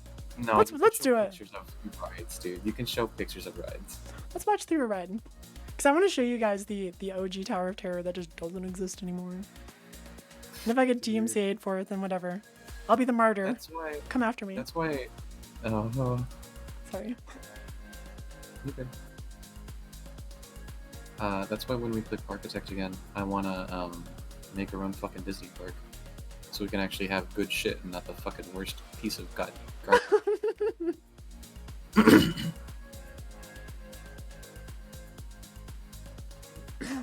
Trying to find a good Yeah, actually, why don't you just ask the fucking cast member in here if it's legal or not? There you go. Problem solves. Give commentary. Oh, okay. Well, there you go. Hold up, I gotta mute myself again. I got mucus in my throat. Thanks for the raid. We really need to set up your alerts. Yeah, well, I should have one for rating. Honestly, I'm gonna go activate it, because I know I have one for rating. Oh, wait, no, I have one for hosting. I don't have one for rating. I'm sorry. But here's the one for hosting. But it doesn't exist anymore. Yes, it does. Is it the fucking dog gif? Yes! Yes! Oh, I fucking love that one so much. It's such a It's cute my favorite alert. one. That one with the fucking music, it's my favorite one. Oh. Do it again. One more time. Yeah.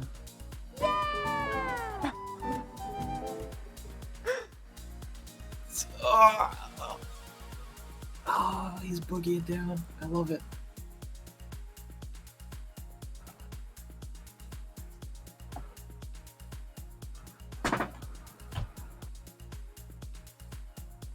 I'm so bummed that I can't visit because I'm not a California resident.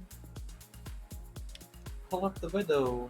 Seriously, dude, when I walk in that park, when I walk through those gates, I'm gonna fucking cry. I'm gonna sob like a goddamn baby. Cause I went to Disney World not too long ago, and I walked into Epcot, and I was like, we gotta step aside. And I like went over to this corner, and I was just like crying. I couldn't stop. I'm like, oh my god. They're just like, it's okay. I'm like, oh, it's such a hard year, and I wanted to come back to Epcot, and I didn't think I was gonna come back. I thought I was gonna die. And I'm just sobbing, and they're like, let's go get some food, okay? I was like, okay. You want some ice cream? You want some ice cream? Yeah. Nah, dude, but like, oh, I'm so looking forward to going back to Disneyland. Disneyland's my preferred. Like, Disneyland is the OG, and it has such better vibes all around. Oh my gosh, I can't even imagine what that was like, seeing all your cast member friends again. Oh my goodness, dude, I'm so jealous. In Colorado, our fucking governor's just like, it's closed.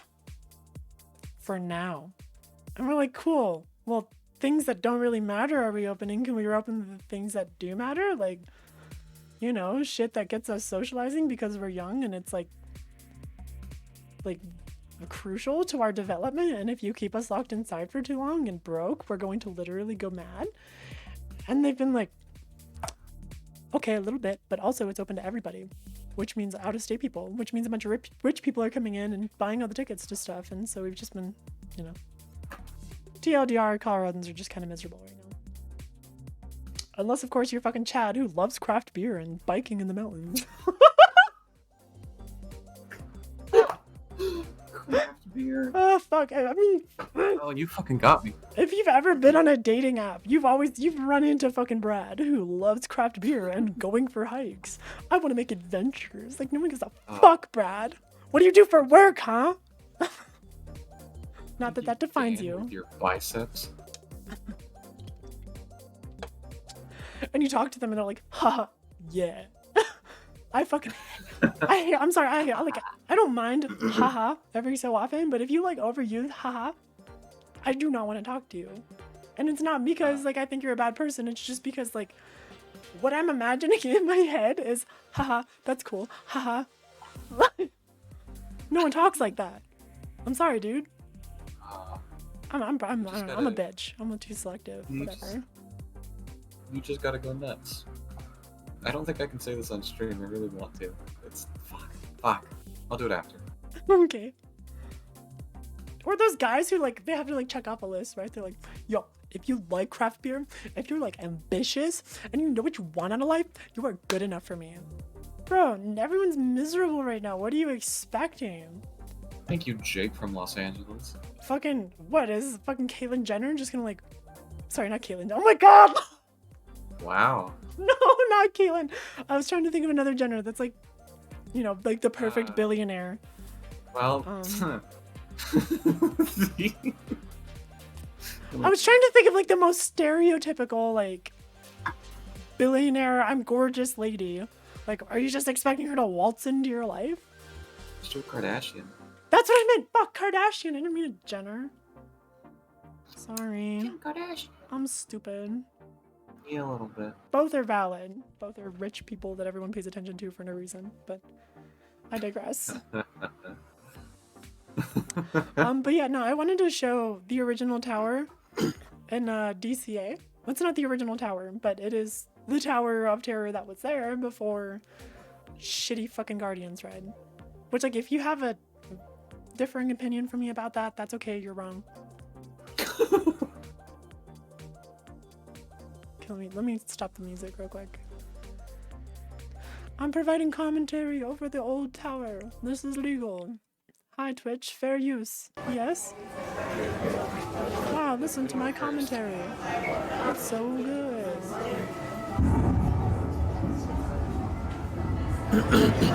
So that was the pre-show area where, if anyone who's ever ridden Tower of Terror or watched a video of it, it's the same thing as Florida. It's just like, you're about to enter the Twilight Zone. Yes, it is.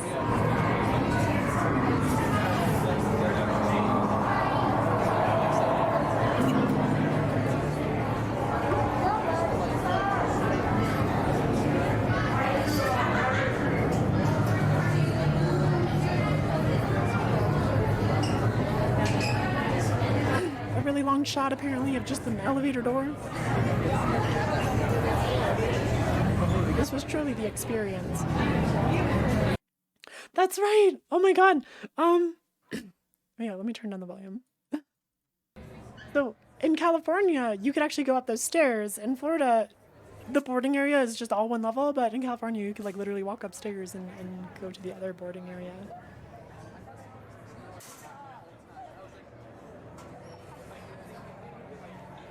This always used to scare the shit out of me because it looked like a face.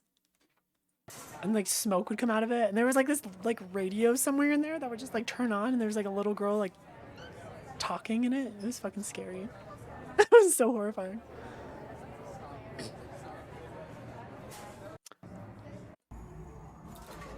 Oh, okay, so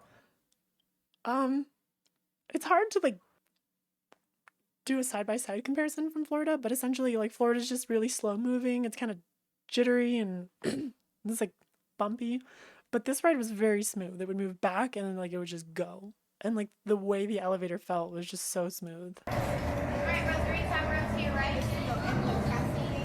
Row 4, top row 2. Take the strangest journey of your lives. Oh god, I miss this. Unknown, but this much is clear. The sound system too was like horrifying in the California one.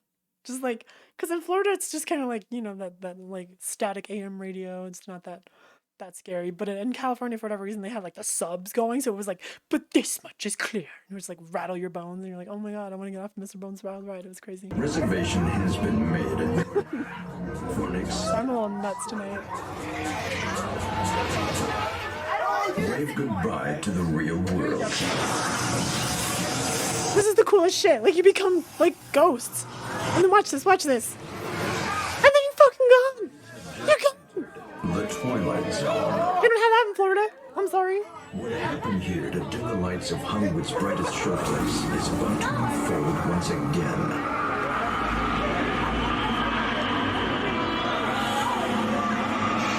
You know how horrifying this is. This is so awesome how horrifying it is. One stormy night long ago, 5 people stepped through the door of an elevator and into a nightmare. The door is opening once again, but this time, it's open for you. So the fun thing about that ride was I would always scream like a second before it actually dropped, so that everyone would be like I'd scream and everyone would be like, oh, nothing's happened. And then it would drop and everyone would just be like pissed off that I screamed first. It was hilarious.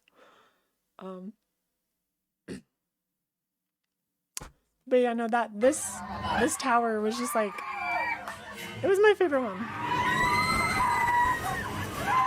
I'm sorry, I am a purist with this one, but let me just show you the Guardians one at the risk of DMCA, because copyrighted music does play on the Guardians one, but I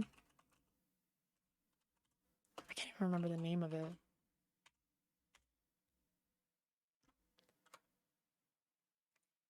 That's so sad. I can't even remember the name of it. That's how forgettable it is. Encounter with the Guardians of the Galaxy.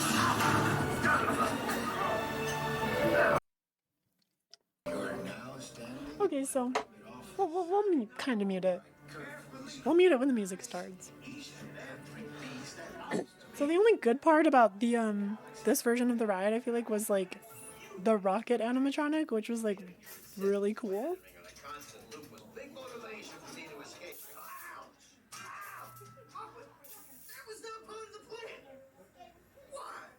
seeing him was pretty cool. I was like, oh, that's really smooth animation. Oh wow.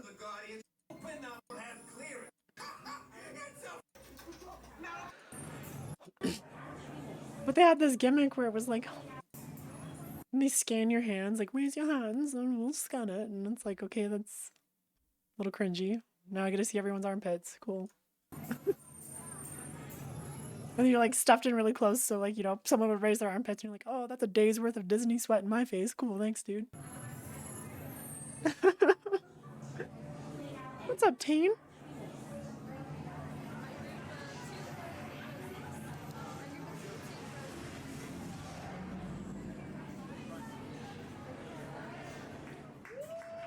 So this is what ended up replacing the tower.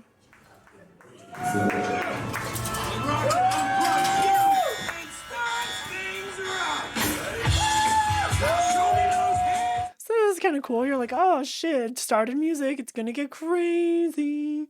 And you know, just imagine the copyrighted music going on behind this. And it's like a different song every time. So like there's some diversity. But then you're, you know, in that scene and it's like, oh, we hacked in. That's so cool and unique. And I don't know why the fuck the elevator like moves up and down. Like, oh my god, you're in constant motion. Look what's going on. And the 3D effect was so shitty. Like, it doesn't look real or anything. There's no gimmick to it. It's like, oh cool, a screen. Like before, it was like, yo, we're literal fucking ghosts. We are part of the ride now. We have been absorbed into the Twilight Zone. And now it's like, oh, look at funny esteemed Hollywood actor Chris Pratt jump around with an animated raccoon. I'm sorry. I'm getting like really heated about this.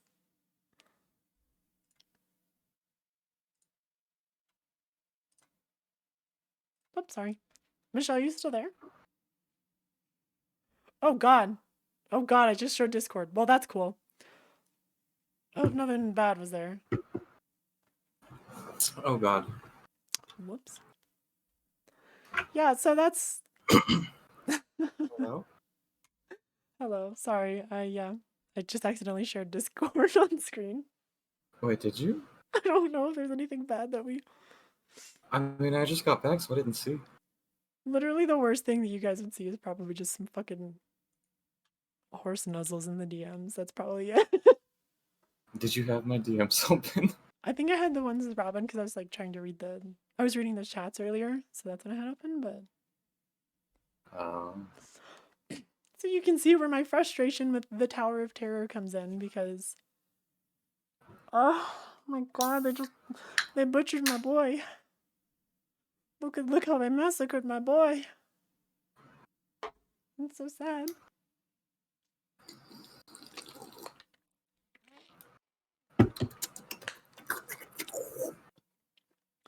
And you know all the fucking Chads who visit Disney with their like, you know, their girlfriends who really want to go to Disney, and so the Chads visit and they're like, oh yeah, I've seen Guardians of the Galaxy. I like this movie. And they get on it and it's like a song they recognize and they're like, oh my god, I'm cultured because I enjoy classic rock. And so it starts going up and down and they're like, whoa, it's esteemed Hollywood actor Chris Pratt fighting aliens. And then they get off the ride and they're like, it was so awesome and great and awesome and super immersive. Well, and like, if that was the same video... Oh, go ahead. No, go ahead. Sorry, I was pretty much finished. If that was the same video that we watched the first time you went on your rant about it, you heard one of the Chads in there who was like going, yeah! Yes! Yeah, he was just screaming over it. Yeah, it's like, whoa! It's like, what, dude? The ride is going slow and it's just music. Relax, fuck.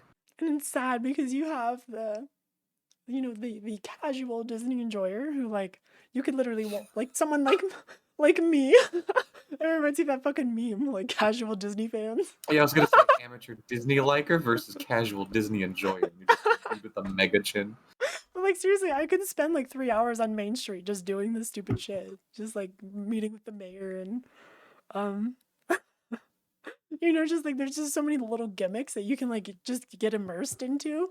Oh, but then you have the fucking Chads that they have to appeal to that they make way too much money off of, but I digress. They have to appeal to those people, and so you'll always see them on like Guardians, like that was the best ride ever, and it's like, dude, No, it really wasn't. They reskinned it so that you would come in here and say that it was the best ride ever. It's nothing. It's so shit. Oh, I love Carousel of Progress, especially when I'm like in the Florida heat and I'm like, you know what? I need some air conditioning and a good show. I don't God, I know, want this air song is conditioning. stuck in my head. What song? Beautiful tomorrow. The Carousel of Progress song. Oh, dude. Watching all those the ride videos again makes me want to watch the fucking the Rise of the Resistance one. Because that one was just fucking awesome. Oh my god, I never had the chance to ride Rise of the Resistance because COVID pretty much happened right after it opened in California. But and I wasn't able to ride it in Florida when we went because it's impossible. Like, let's be honest, Disney just they adore how booked up everything is because of COVID. Because they're just like, unique experience, and I don't know. You know they're taking advantage of it though. Yeah, of course, everyone. Regardless, that is like from the videos I've seen, one of the most like technologically and just like engineering the most impressive ride I've ever seen. Yeah, it looks really cool. Like with the fucking blasters actually melting the metal and shit. Like the new Star Wars movie sucked, but that ride makes up for all of it. It is so good. Even the animatronics, they just look like real people, like actors. It's insane. Like, and then I was watching one of those, because I'm a Disney person. I was watching those videos where they run through all the effects on the ride, and I didn't even notice a lot of the things at first. Like the blasters that like rip the shit off like the ceiling and stuff, and Yeah, that's what I was talking about. the lightsaber that comes through the fucking elevator. I was like, I mean, I did notice that, but I also didn't know like that scene where he's like walking towards you in that like tunnel. Oh, yeah. The lightsaber exists. The lightsaber is real and moving, and he's a projection. Yeah, That blew my mind. I was like, oh my god. What's up, Red Arrow? Welcome back to the stream. Oh, Safi, I'm so jealous. I'm so jealous you're gonna go back there. It's my home. I mean, it's like millions of people's home, but it's my home. Hello, it is me, Horse Squirrel. On the agenda tonight was to be, I'm sorry. It's hard to do the voice right now. No. We're not doing anything tonight. We're just talking about Disney. And doing horse stuff. I'm trying to be good. I want to be good. You're very good. You're always good. It's hard for you not to be good. Sorry for the start up the music. Get rid of some of that awkward silence. Well, that is what I'm known for. And that is your opinion, Mr. Rufu Dark Lord.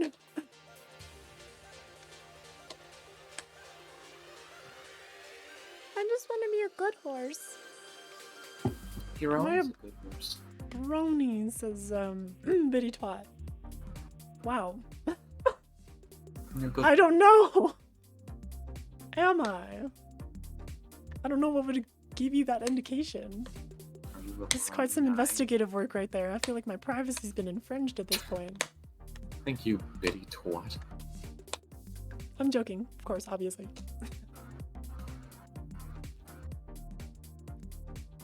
Careful, Disney always watches. Oh, I know. Big Disney is watching. Big chillin'. Oh. Oh, dude. What's up, E-Monk? Thanks for the gift. The gift sub. I don't watch anime. Unfortunately. Is it unfortunate? I don't know. I just never got into it.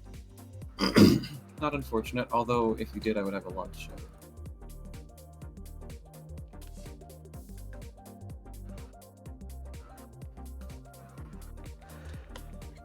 I want to go back to Disney so bad. God damn it, why do we have to get talking about it? Watch some more videos. Read this if cringe. Well, guess if cringe is real. Bitch. If this equals cringe, semicolon, print, read, I don't know. Shut the fuck up.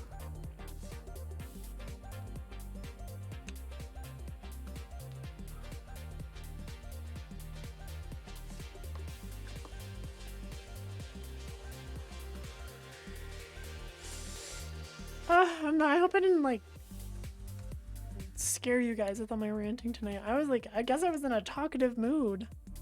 Dude, you maintained over 100 viewers the entire time you were ranting. Nobody was bored. Damn. I was like so scared before I started streaming because I was like, well, I've been crying all day, so is this a bad idea? No, man, Nah. it was just it was very That's it was good. very fun. I might have gotten a little overzealous and I apologize for that, but it was good for me at least. Was it good for you, babe? Yeah, God. Can I be real though? Like, actually, one sec. I'm gonna be ADHD for a second. Open the window. Okay. This is hot as fuck in here. She's gone. You're hot as fuck. Because it's hot in the... Why is it always hot over there? It's like either snowing or it's fucking 1,000,000 degrees. You gotta stop being so fucking warm.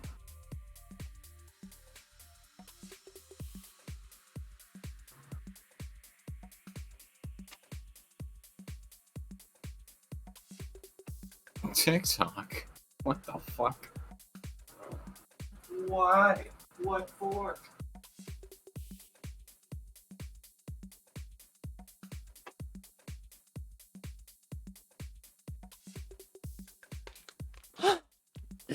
Okay, I'm back. I'm sorry. Ow! Hello. I hit my hoopsie on the desk. Is it okay? No, and there's blood everywhere. Oh my god, she's dying. I'm dying.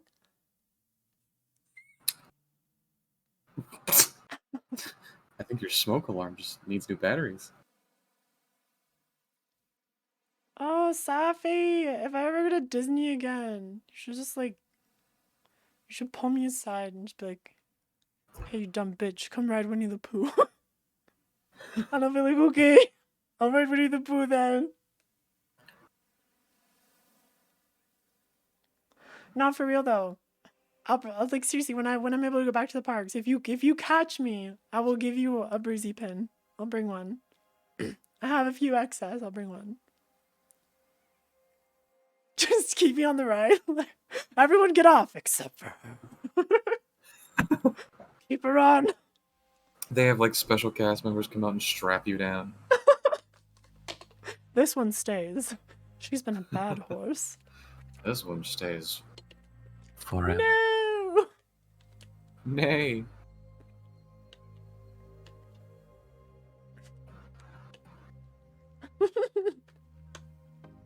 Just like by the 50th ride through, I'm just like quoting the whole ride. You're so like bored and done that like the people sitting next to you just hear you monotonely recite the entire thing as it happens. Beware. Beware. The fucking...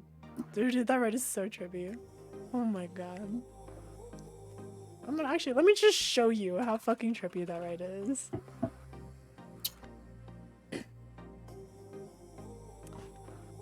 It's like the fever dream part of Winnie the Pooh, but for like 5 minutes.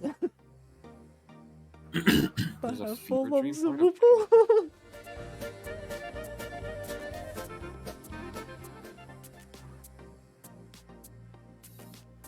We had a donation. It didn't read the text, so I'm trying to load Streamlabs, but it won't load. There we... Nope. There we go. $1 from Crystal says, speaking of... Number... Oh, wait. Oh, was that your Discord number? Is that a self plug? Oh my god. That was... I think that was a self-plug. Look at you go. Yikes, Crystal. cringe. If that works, if not, we woo a horse RP, sussy wussy among us, ooh woo. There's a cutie among us and Boise's looking kinda sus. Wow. Breeze is looking kinda sus. Oh, woo. You should feel bad for No. that one. Alright, let's watch Winnie the Pooh. Our girl Safi out here works it. Your pronouns are she, her, right, Safi? I don't want to just assume, but I just did, so I apologize. You get to sit in the honey? Yes, you sit in the hive.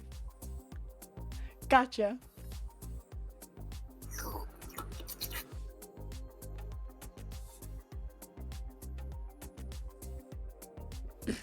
So yeah, as you can tell, we're not playing any of the actual ride music because it's pretty much all copyrighted.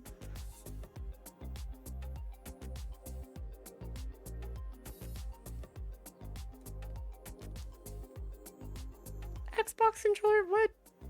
What are you talking about? I don't know what you're talking about.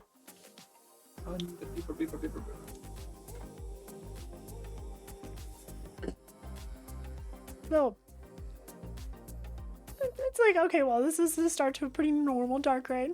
It's a little trippy. Makes sense. It's like the little storm scene in Winnie the Pooh. It's pretty wowzers.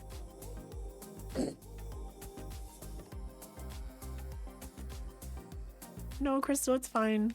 If you saw my DMs... no, never mind. You're not cringe. You're doing it ironically, at least. I'll say that much.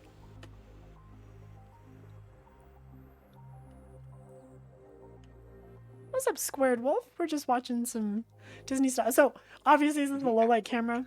This is a low light camera, so you can see the projection, but obviously, to the normal eye, it would just look like him floating in dark, or in dark space, rather. Why is he astral projecting? Because that's just, I don't know. This is where it doesn't stop asking questions. This is Disney. Don't think. Bye. Okay. Capitalism. Look, this is where it gets scary. Wait, what the fuck? Wait, what the fuck? I'll play like a snippet of it.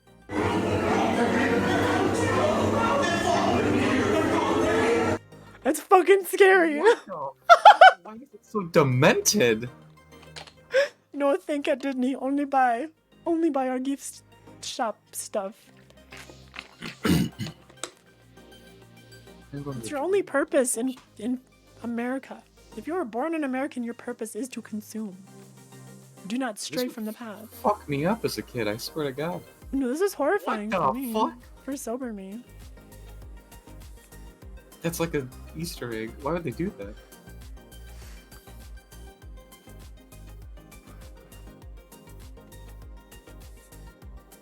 Wow, you probably should go onto that ride tripping, huh?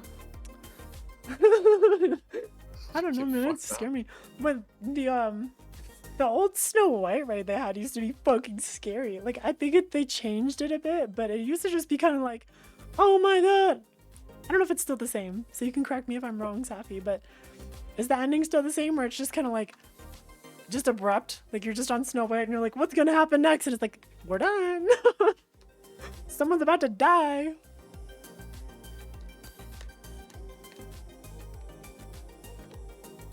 Winnie the Pooh in the cum dungeon. What the fuck? Nope. Not Nope, doing that. nope, nope. Nope. Not on stream. Oh, sick. I'm glad they didn't change it, because like that was my favorite part. It was just how stupid the ending was. This ride fucking... I'd be all sorts of weirded out. What's up, Jaren, too? Going sober, come out traumatized. Dude, there's nothing quite like a full ass day at Disney and like the nighttime comes around and there's just that quiet Disney vibe and you're like, you know what, let's go to fucking Julep. Why not? Ugh. Oh, I'm gonna cry. Oh god. Not right now. Not while I'm streaming. Can we buy a lollipop at Disney? It's like I'm fending off tears. Don't think. Just cry. So it's not even just like, oh my god, I love Disney so much, tears. It's just like, I want the world back, please. It's like the freedom to experience such. I think that's why people like adults love Disney so much, because it gives you back your innocence Pretty much. until you dive deep into Disney world. Enjoying the magic is definitely a learned skill.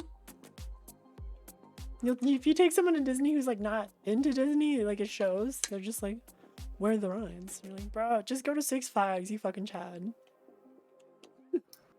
You had to use Six Flags, didn't you? Why Six Flags? They're like the roller coaster ones, right? Yeah, they're like the big boys. Yeah. Like, cause Magic Mountain is just up the way. Like, it's like an hour and a half away, depending on traffic. They got roller coasters for days. Roller coasters for days. I can't get the fucking Splash Mountain song out of my head. It's been in my head for a month. Yeah, that one. I love Mr. Toad's Mr. Toad's Wild Ride. That one's crazy. I always love like, isn't it Mr. Toad? Yeah, it's Mr. Toad's.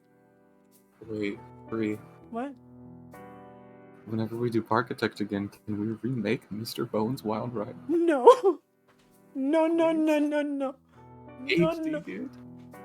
I want to get off Mr. Bones' Wild Ride. We all do, son. Ride time 7 years.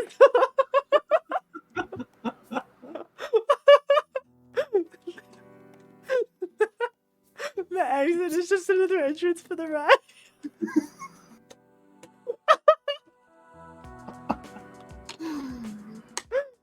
30,000 feet of track.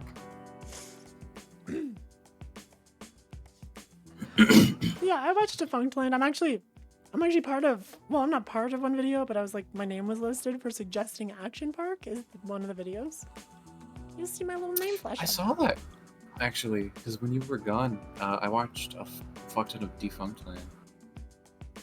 The Action Park one was cool. But I saw your name and I was like, duh. And they, I actually even offered to edit for him. We were talking for a little while and I was like, yo, you need an editor? And he was like, yeah. And then that's kind of pretty much how far it went. It was like a brief conversation and then I think he went on to do like more serious stuff, and my editing, like, because the time my workload was pretty high, so like my editing for him would have to be light, but he was like trying to like whole ass fucking like big productions, and I was like, oh, well, I don't really have the time for that, so he's gonna have to just do that himself. Like, he still follows me. I'm sorry, Defunctland. I'm sorry for all my horse tweets. You can unfollow. Oh, I'm on Twitter. Oh gosh. Well, I guess there's nothing really to hide here. It's just my Twitter. You gotta get your browser off the fucking. Yeah, I just realized though that like it doesn't happen, but like of course it would fucking happen while I'm streaming, so I gotta be careful. But like, you know when it's someone you follow likes porn, and then it shows up for you like, so and so liked this, and it's just like some disgusting porn, and you're like, well, awesome. I wasn't browsing this in public or anything. Thank you. I love this inflation porn. You gracious God. You disgusting pig. I also just learned about the Play Disney app, where like it actually interacts at the park and shit. I never knew about it. Why am I such a dunce? You're fine, Raya. Just a little bit too NSFW.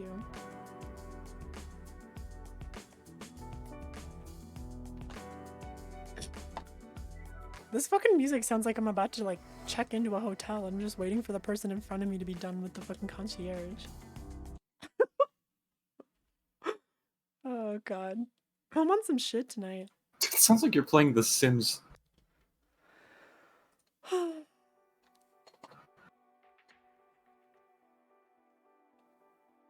Twitter knew I was on it. Yeah, I used to like, I would go to festivals in California. Like I would go to Nocturnal Wonderland or Hard Summer, and I'd go like crazy. I'd get like super fucked up, and I'd spend the next few days where I'm like, you know, dealing with my hangover, come down, whatever you want to call it. I would go to Disney to like cheer myself up because I'm like, oh, I just went hard for a music festival. I'm gonna go be a kid again at Disney. It was always fun. Bye, Shannon.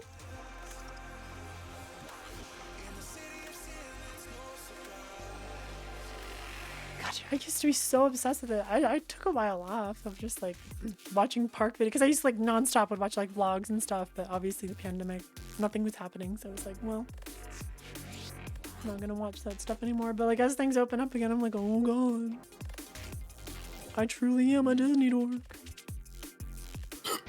Dude, I've been watching a lot of the fucking park rides recently.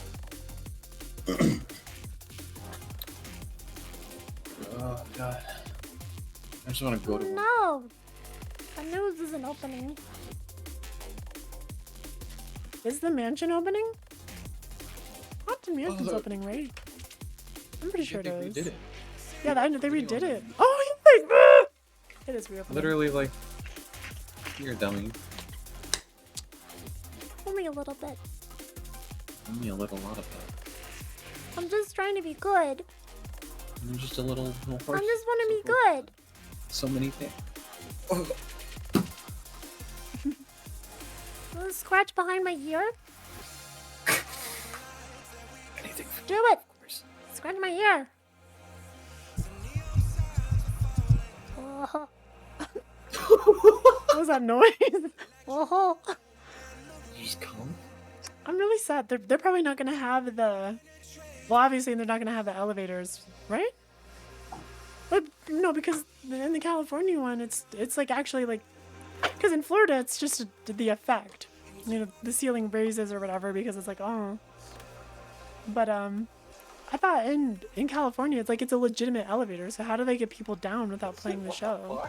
Yeah, like it's the stretching room is an elevator and it lowers guests down to the showroom. Holy shit, that's cool as fuck. I didn't know that at all.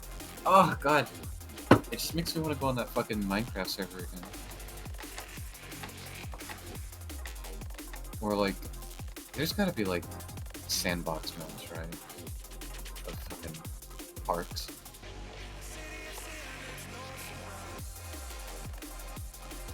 I am the best horse. Actually, I don't know. That could be easily disproven, but I'll take the compliment.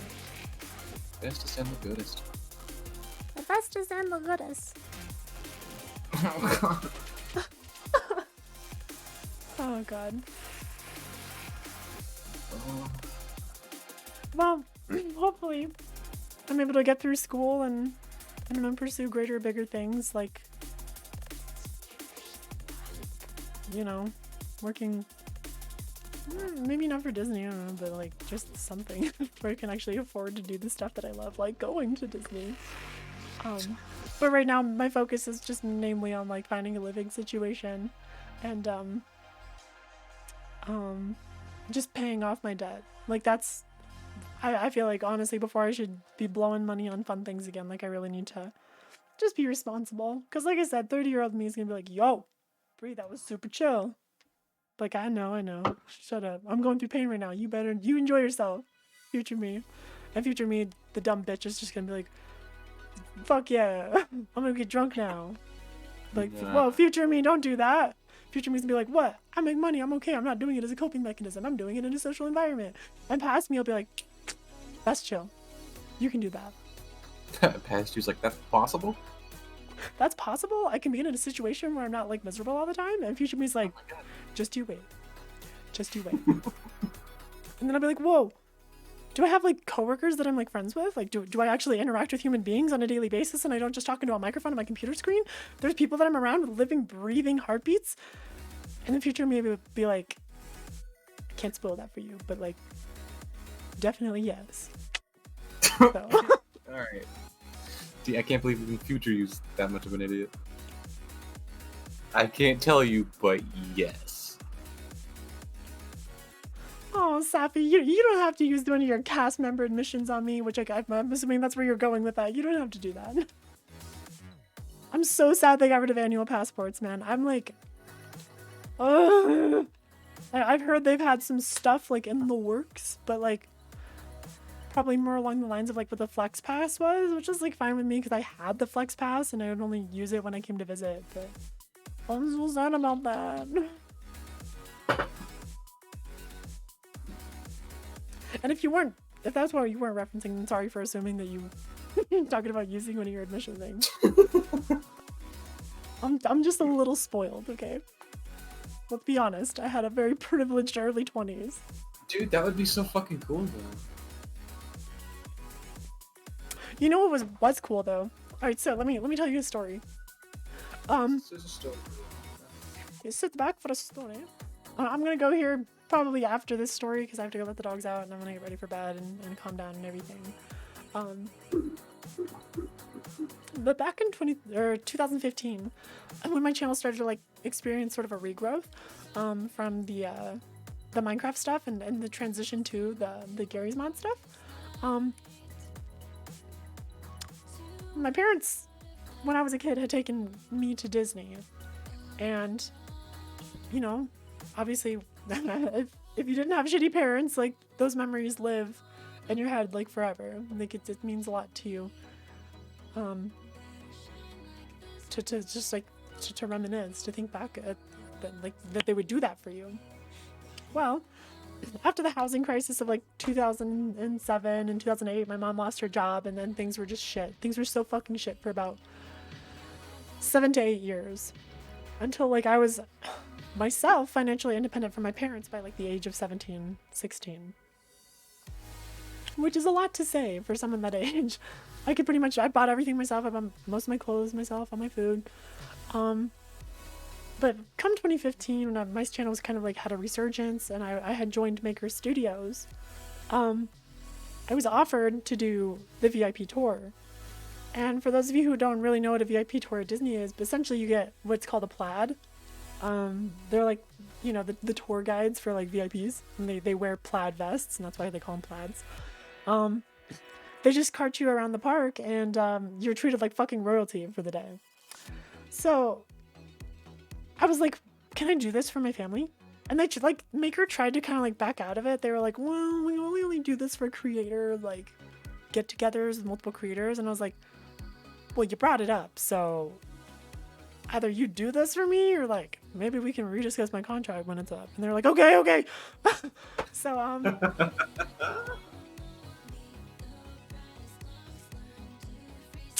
what am I doing? Rez's live? What is she? I can't go see her in person. I'm so tired of live streams. Sorry, not to like dismiss that, but like I don't really watch EDM live streams anymore. But anyway, so yeah, I was like, you can't tell me you're gonna do a VIP tour for my family and then try to take it back. Cause like, you know, like a miscommunication or whatever. And they were like, oh fuck it, we'll go through with it anyway. So it was like me, my mom, my dad, my sister, Robin at the time, and then one of my cousins, and then a couple other representatives from Maker. And basically we were just like carted around the park for a day, like royalty. And they walk you up the exit of the rides, and you like literally cut everybody all day. What the fuck? It was fucking awesome. And then there was like parts where like, you know, because this was like where I used to show myself on camera a lot more, and it was because like I use like my horse now and stuff a lot, and so I'm not really trying to like expose my face as much as possible. But there was a time where I was like on camera a lot more, and so people would recognize me. And there was just a few instances where people came up and they're like, "Oh my god, you're meh." And one of the Disney people, because basically we had the Disney plaid who was carting us around. But then we also had Maker representatives, and they were the ones buying everything. So not only were we being carted around like royalty and taken to the front of every single line, but then Maker would step in and be like, oh, you guys want a churro? Or like, you guys want dinner? And if we were like, yo, we want dinner at the Blue Bayou, the plaid would be like, all right, hold up. He'd pull out his phone and be like, yeah, we gotta party, like, they want to eat a Blue Bayou. And they're like, all right, cool. We're trying to sneak you in a reservation. And we're just like, what the fuck? Oh my god. And then we would get into the Blue Bayou. And so, you know, Maker's fronting the bill, and so they're like, all right, so get whatever you want. And we're like, okay, well, you know, like, I was like asking my mom, I was like, should I be polite and like not order a lot? And then my cousin Philip leans in, and he's worked in Hollywood for quite some time. My cousin leans in and he's like, no, dude, these guys are loaded with money. Order whatever the fuck you want. I was like, hell yeah. So I ordered the most expensive thing. I ordered an appetizer. I ordered drinks. The bill was like a fucking grand for all of us. Oh my god. All fronted by Maker. It was so awesome. But then there was a point period where like there was this Australian group, and apparently there was this like class of Australians and they all watched my videos. So there was like 20 kids who just like came up to me and they're like, yo, it's fucking Bree. I was like, oh my god, there's like 20 of you. Okay. But yeah, apparently it was just like a class that would share my videos around as like a running gag and shit. And so they all recognized me and so they all wanted to take pictures. But then after that, the plaid was like, yo, do you want to go backstage so you can avoid some of this? And I was like, yeah. So we were just like, they would take us backstage to get from ride to ride to like avoid the crowd because they thought I was gonna get swamped. And it was just like, it was just another day. It was like, yo, you want to go backstage? Are you being swamped right now? I'm like, yeah, actually, you know what? I'm so tired of all of these viewers just like dragging me down. So we like went backstage and we were just like going from ride to ride. Oh, that was like the coolest thing. So then later we go to this VIP area for the viewing of Paint the Night, which had just debuted for the 60th anniversary, which is like the coolest fucking parade I've ever seen. So they sit us down and we're just in this area watching Paint the Night. And, you know, right after Paint the Night, you turn around and watch the fireworks. It was just kind of how the setup worked. But I just like start crying.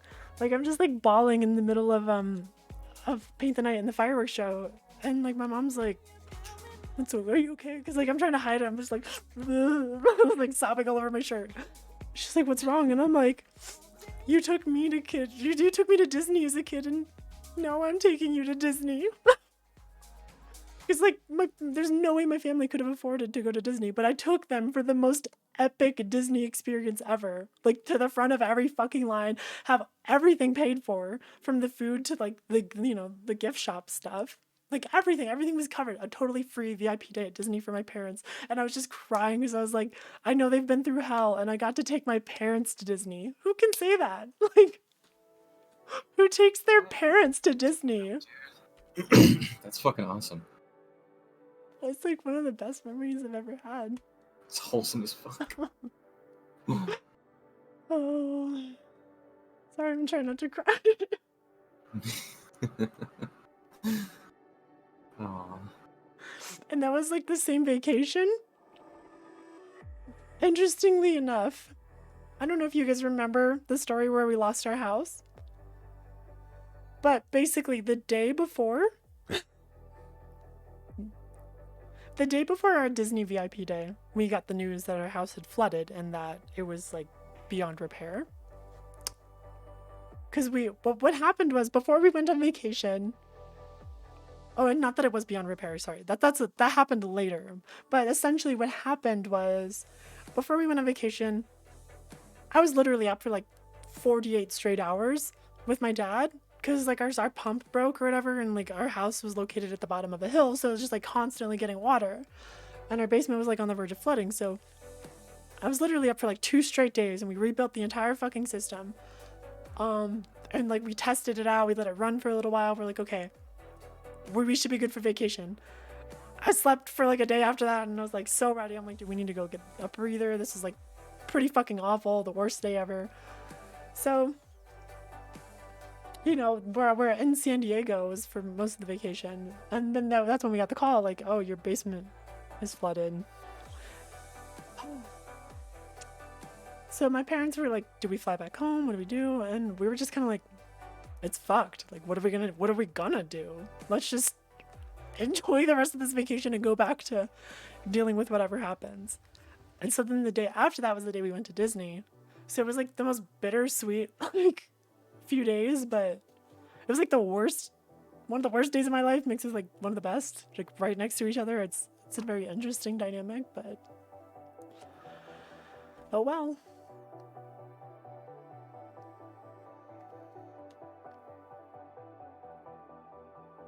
Yeah, but that outside of the bad, like I really prefer to remember the good because the bad's over with. We figured it out. We solved it. We got rid of the house. Well, we lost the house, but that still kind of fucks me up in the head. Apparently losing your childhood house to a disaster like that is, up there in the list of traumas. Like, it's like right beneath like losing a family member in divorce. So that apparently lives in my head as like a trauma that I need to deal with at some point. But like, whatever. Apparently. Let's get it out of there.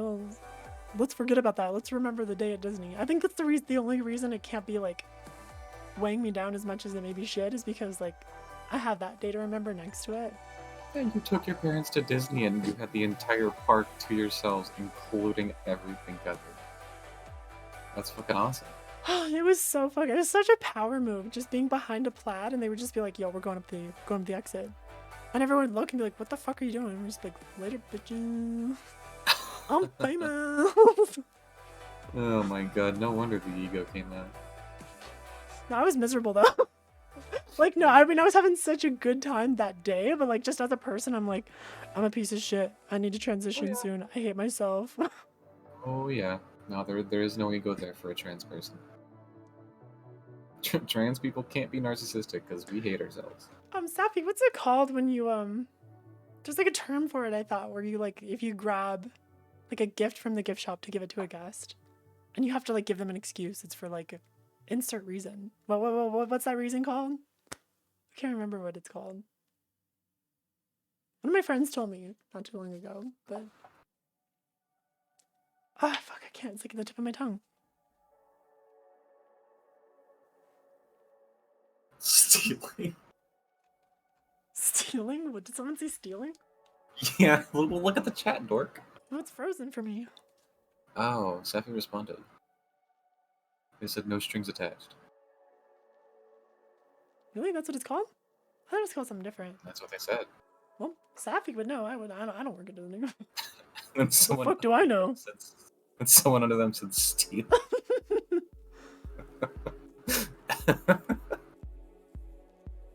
Did you fill out paperwork for it beforehand? That makes sense. I imagine there's like, it's not as seamless as like walking into the gift shop and be like, a kid is crying. Just like walking out. Like, okay, bye. Do you even work here? Kid is crying. What are you doing with that? Just like cocks a teddy bear. You could just be wearing an outfit. No, but it's very obvious when you work in the parks. You like wear whole ass outfits. Oh, Safi's got a story.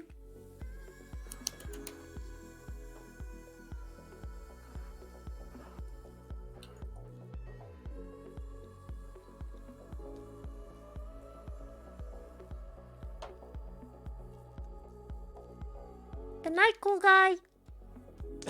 I'm trying to do the voice again. I'm like dehydrated.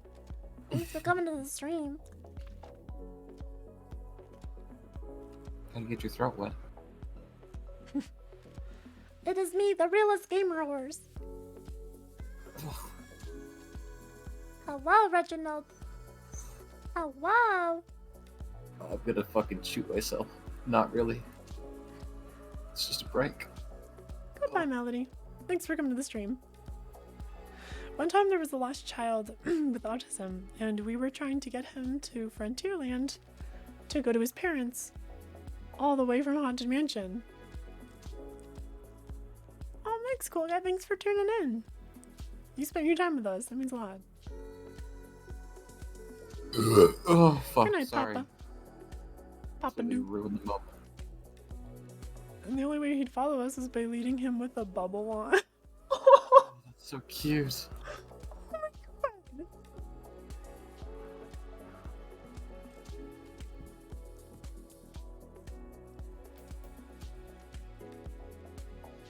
While I filled out the no strings attached. Oh, man. That is so cute. I mean, it's scary. I'm sad that he got separated from his parents, but it's just like so cute that like you guys went that above and beyond to just like, oh my god. It's like Disney's such a monster, but moments like that just make you like fun. It's so sad that such an awful corporation owns something so wholesome.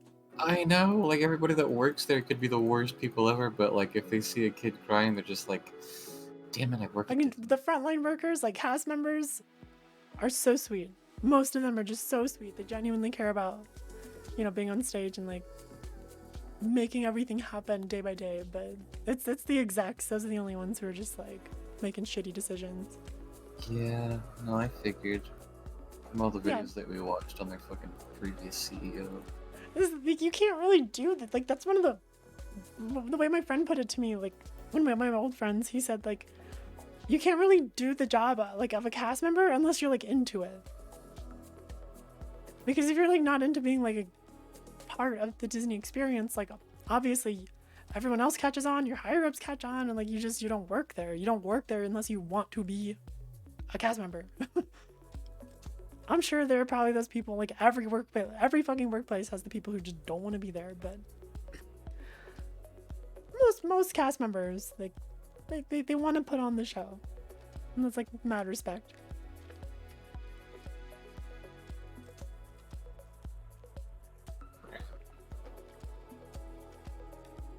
Oh man, working at Disney would be so fucking cool. It would suck, but it'd be so fucking cool. What's up, Nacho Boy? What's up, Headless? Headless Peak 13?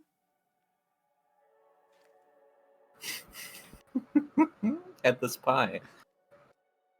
Headless Pie, there we go, I'm stupid. It's okay. They spelled their name with Alright, numbers. I'm gonna head off for the night. So did Nacho Boy. Since it's kind of getting late, I need to do a few things before relaxing. But yeah, no, thank you so much, Safi, for like partaking in the storytelling and shit tonight. Like, oh my god, I love talking to cast members. Because I feel like there are very few people on this planet that I could just gush about Disney. But like you talk to like people who work there, and it's like, oh my god, the same love.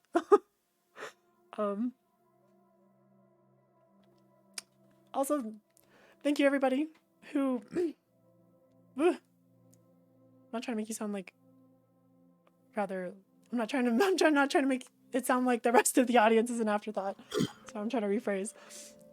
Thank you so much to everybody, to all of you who came and spent your time with I cannot talk tonight. Time with me. It's okay. I'm sorry. I'm getting tired now and It's okay. stuttering. It's okay. I'm just trying to be good. You're doing your hardest. I And just that's want to what be a matters. good horse. You're such a good girl. Will you pat my head? Of course. Finish the stream. Alright. Let me try that again. See, we make mistakes, it happens. Thank you so much to everybody who came out and watched the stream and spending your time with me. Obviously, time is the most valuable thing we have in the world, so you spent it with me, and that means a lot. Honestly, it means the world. And then the huge, gigantic, wonderful, big, beautiful thank you to everybody who did donate, because it is uncertain times right now. And obviously, we could all use a little chin. Oh my god. I'm sorry. Where did that come from? I don't know, dude. I'm like ADHD as fucking hell right now. Oh my god. I have to rethink everything. Oh my god. No, but seriously, like, it means a lot that you guys would want to support me monetarily during times like these. Like, it really says a lot about your generosity and love, and it does not go unnoticed. You guys are, like, literally making my life right now. The fact that, like, people would, like, not only just spend their time, but, like, also spend their money to keep me doing what I'm doing. It, like, makes me feel almost like I have a purpose. So, I don't know. I struggle every day with the feeling of, like, why am I here? Not in, like, a bad suicidal way, but, you know, just, like, everyone asks that. Like, what am I gonna do? Like, what am I here to do? And I don't know, sometimes shit like that just, it makes you feel, like, wanted and needed. And maybe in a bit of a disconnected way. Oh god, I'm butchering this. What I'm trying to say is that it means a lot. It's doing wonders for me. I should just go now. It's okay. I'm so fucking stupid. Oh You got god. the song stuck in my head. You're a piece of shit sometimes.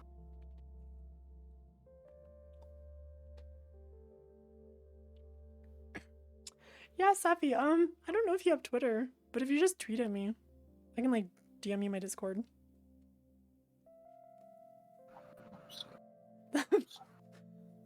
Burning Gorgira. Burning Gorgira. Where'd you at? And I'm probably honestly the only online creator worth being invested in at this point because I'm way too fucking transparent. More than I should be. So, alright. Go get sleep, you dorks. And if you've already slept, then sleep more. Fuck you. Fuck you, you well-rested people. Get out of here. Get good night's sleep. I love you. Do you wanna kiss my snoot? Do you wanna kiss me? Well, we probably shouldn't because of COVID, but then also there's probably a lot that could go wrong with that. Many negative connotations. So we'll just stick with booping. You can boop me. Good night. 12-year-old so horny. Oh my god, why would you say that? You don't say that. You don't say that. I didn't say anything. Oh my god. I didn't say anything. Dude, the FBI is going en route to your house now. They didn't do nothing happen. FBI, open up.